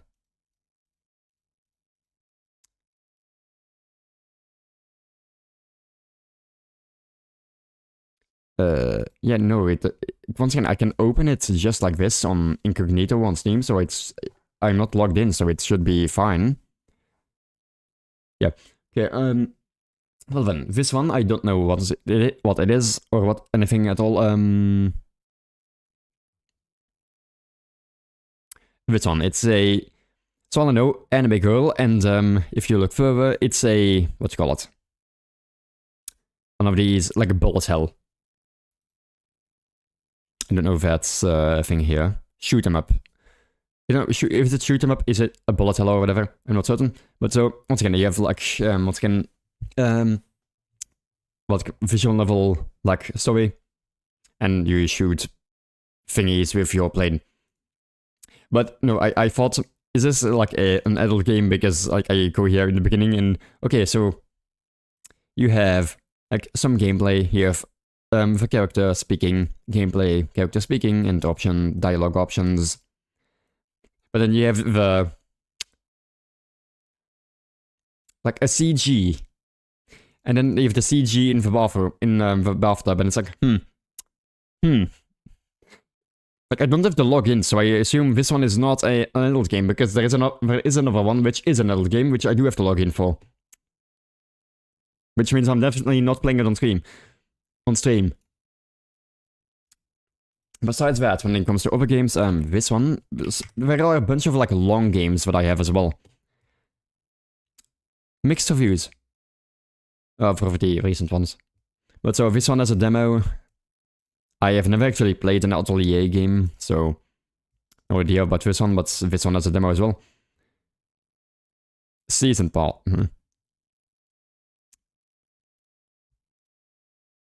So that is at least one thing. Besides that, oh yeah, Scarlet Nexus is still a thing. It's also kind of one of the longer games that just has a demo for it. I thought I had more lined up, is the thing.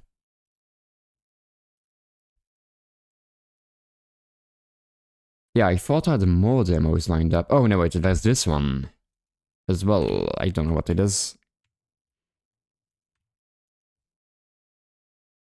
This one as well.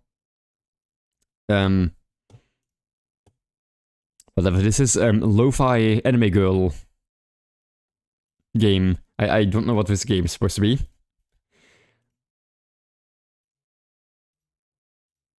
Someone's saying it's what do you call it? Immersive sim, visual novel, education, idler, point and click, cartoony, text-based. So I don't know what this one is exactly, but I have it as well. Besides that,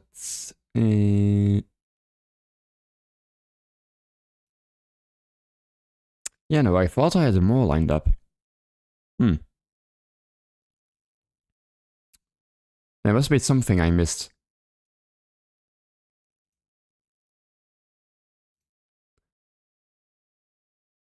Yeah, no, I don't know. I don't see anything else actually that I currently have installed. And mind you, if it is a game that I was somewhat interested in at least, I would have installed it.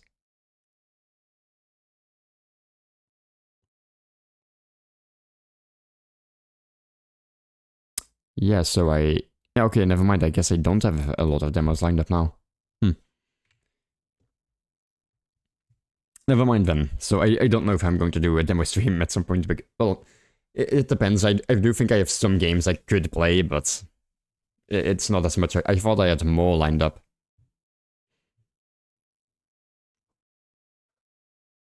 Okay, well that was this stream, 3 hours and 40 minutes. I'm gonna say, like, I don't feel like I got a lot done because I was trying to narrate everything in the game, which means, of course, that I don't really get a lot done. Because I'm spending most of my time speaking. Meanwhile, I could just read it in, like, half of the time, or less, even. Then, it would require me to... Well, it would be faster if I just read it instead of, reading it out loud. If I read it in my head. Which I guess is the thing. Like, the two games I just summed up. You have one game which is a shooter, one game that is a turn-based combat, one game that is bullet hell from the demos I just did, and then you have the lo-fi girl, which is supposedly dialogue heavy. Like, I do feel like it would be more fun to like play something that has actual like gameplay instead of some being dialogue heavy because it's more engaging, I suppose. And it isn't required on me actually pronouncing words properly and being it and speaking a lot. But well then, that was it for this stream. I definitely do. Yeah, I definitely do want to play like Ellen again because I did not play it properly the first time I played it. Road Warden. It's once again, it's just, I know I'm going to like spend way too much, it's an incredibly text-heavy game, and I don't feel like, if you are interested in the game, you can just download it yourself, it's a demo, so, and I don't feel like narrating a game, honestly. Like, I feel like, it feels like something that would be more fun to experience yourself. I was going to compare it to like a visual novel, but that's not the same, because that game actually has like gameplay, well, a visual novel is just purely the story. But still, I feel like it's something it would be more entertaining to play yourself, because you can also make the exact choices you want. As opposed to like a...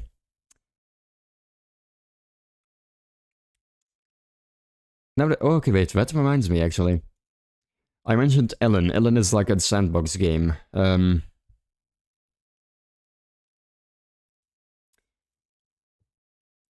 So Ellen is like a sandbox game, if I can look it up right here. Games from Japan, what is this? It's sale event.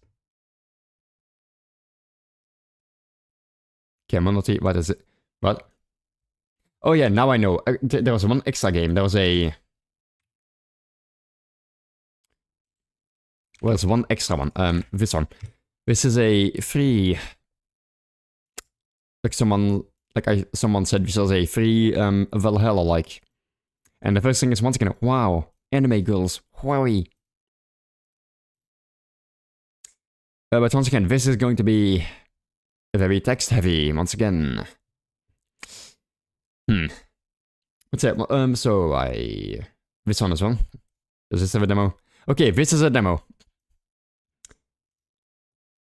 It's another, like cafe simulator, amazing, with anime girls. Okay, okay, maybe I will download this demo as well, I suppose. Well then.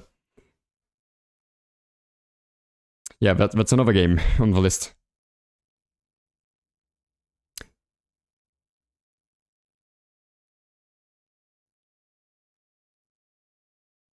So, visual novel.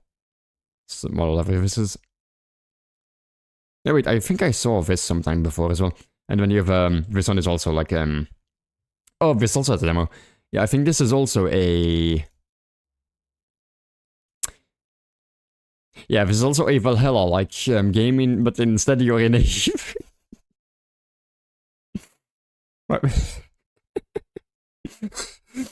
Okay, instead of making milkshakes or coffee or alcohol, no, you're fucking making...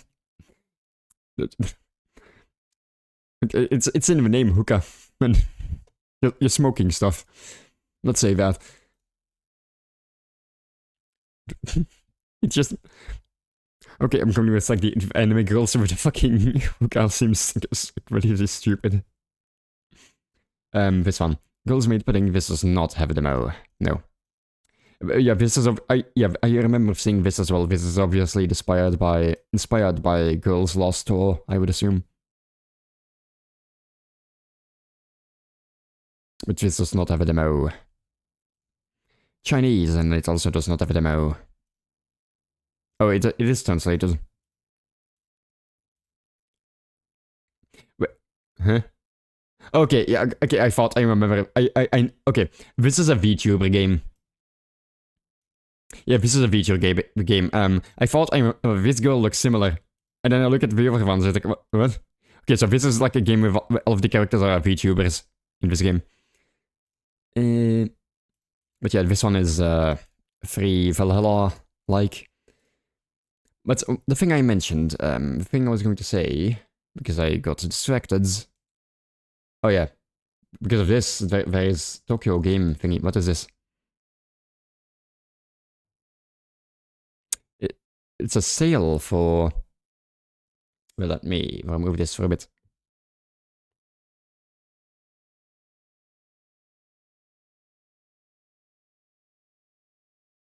It is a sale. Wait, is it a sale? It doesn't seem like it. I don't know, it's a bunch of anime girl. Wait. It says Games from Japan, so it's just, I don't think it's a sale, it's just a like a games fest. First thing I immediately see, there's a bunch of anime girls. Very simple. Demo not found, really. So pixel art. Fucking, really, is this? Why do you? Is this like checkers with?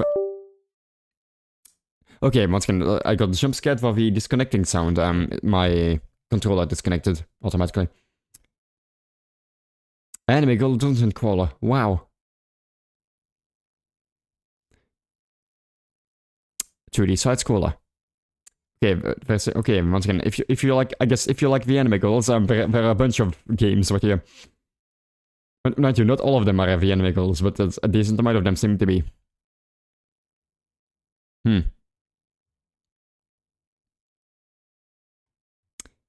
What is I'm sorry, do we have fucking Yuri cooking in the fucking list? Really? Okay, once again, because I got distracted once again.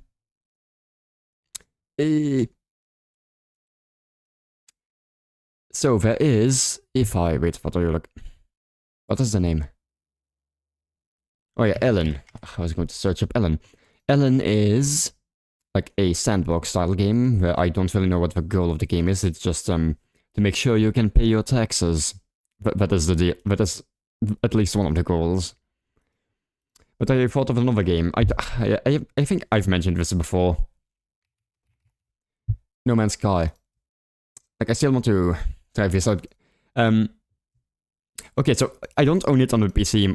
I own it on the PlayStation, but I'm in a Steam family where somebody else has it, and so supposedly I can just play the game normally.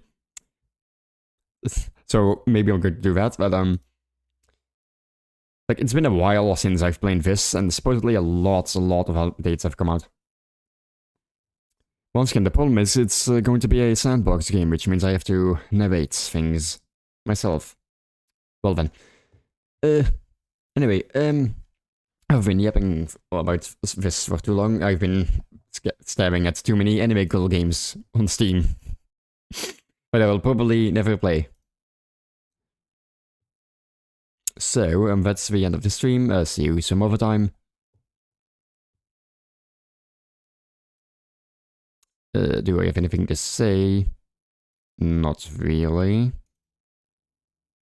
I mean, I guess the only thing, like... Because the thing is, if there's something I would want to say, I would probably just post it on the Discord as well, which... I guess most people that watch the stream anyway probably do come from the Discord. I guess basic real-life thing that has happened that is very fun. I have a bathroom closet, like a wall closet or cabinet. I bought one for the bathroom, but I bought an entire set essentially, like a tall cabinet, and a cabinet for under the sink, and a wall cabinet. But the wall cabinet wasn't hung up yet because the wall is made of like the thin stuff. I don't know what it's called, but it's not. It's like a hollow wall, or like a not a tough wall at the very least. And so my mother came up with an idea in order to attach the thing to the wall. Can I do it like this? Yes, maybe.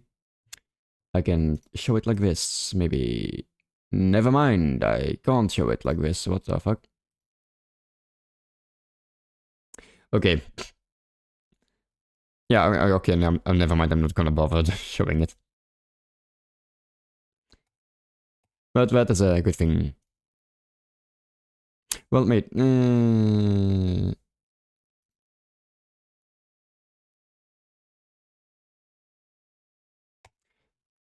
yeah, well then, anyway. thank you to Zosimus Talkers for... Wait, thank you to anyone on the game, and thank you to Zosimus Talkers, Amanda Splats, and Kara Malone for commenting. See you some other time.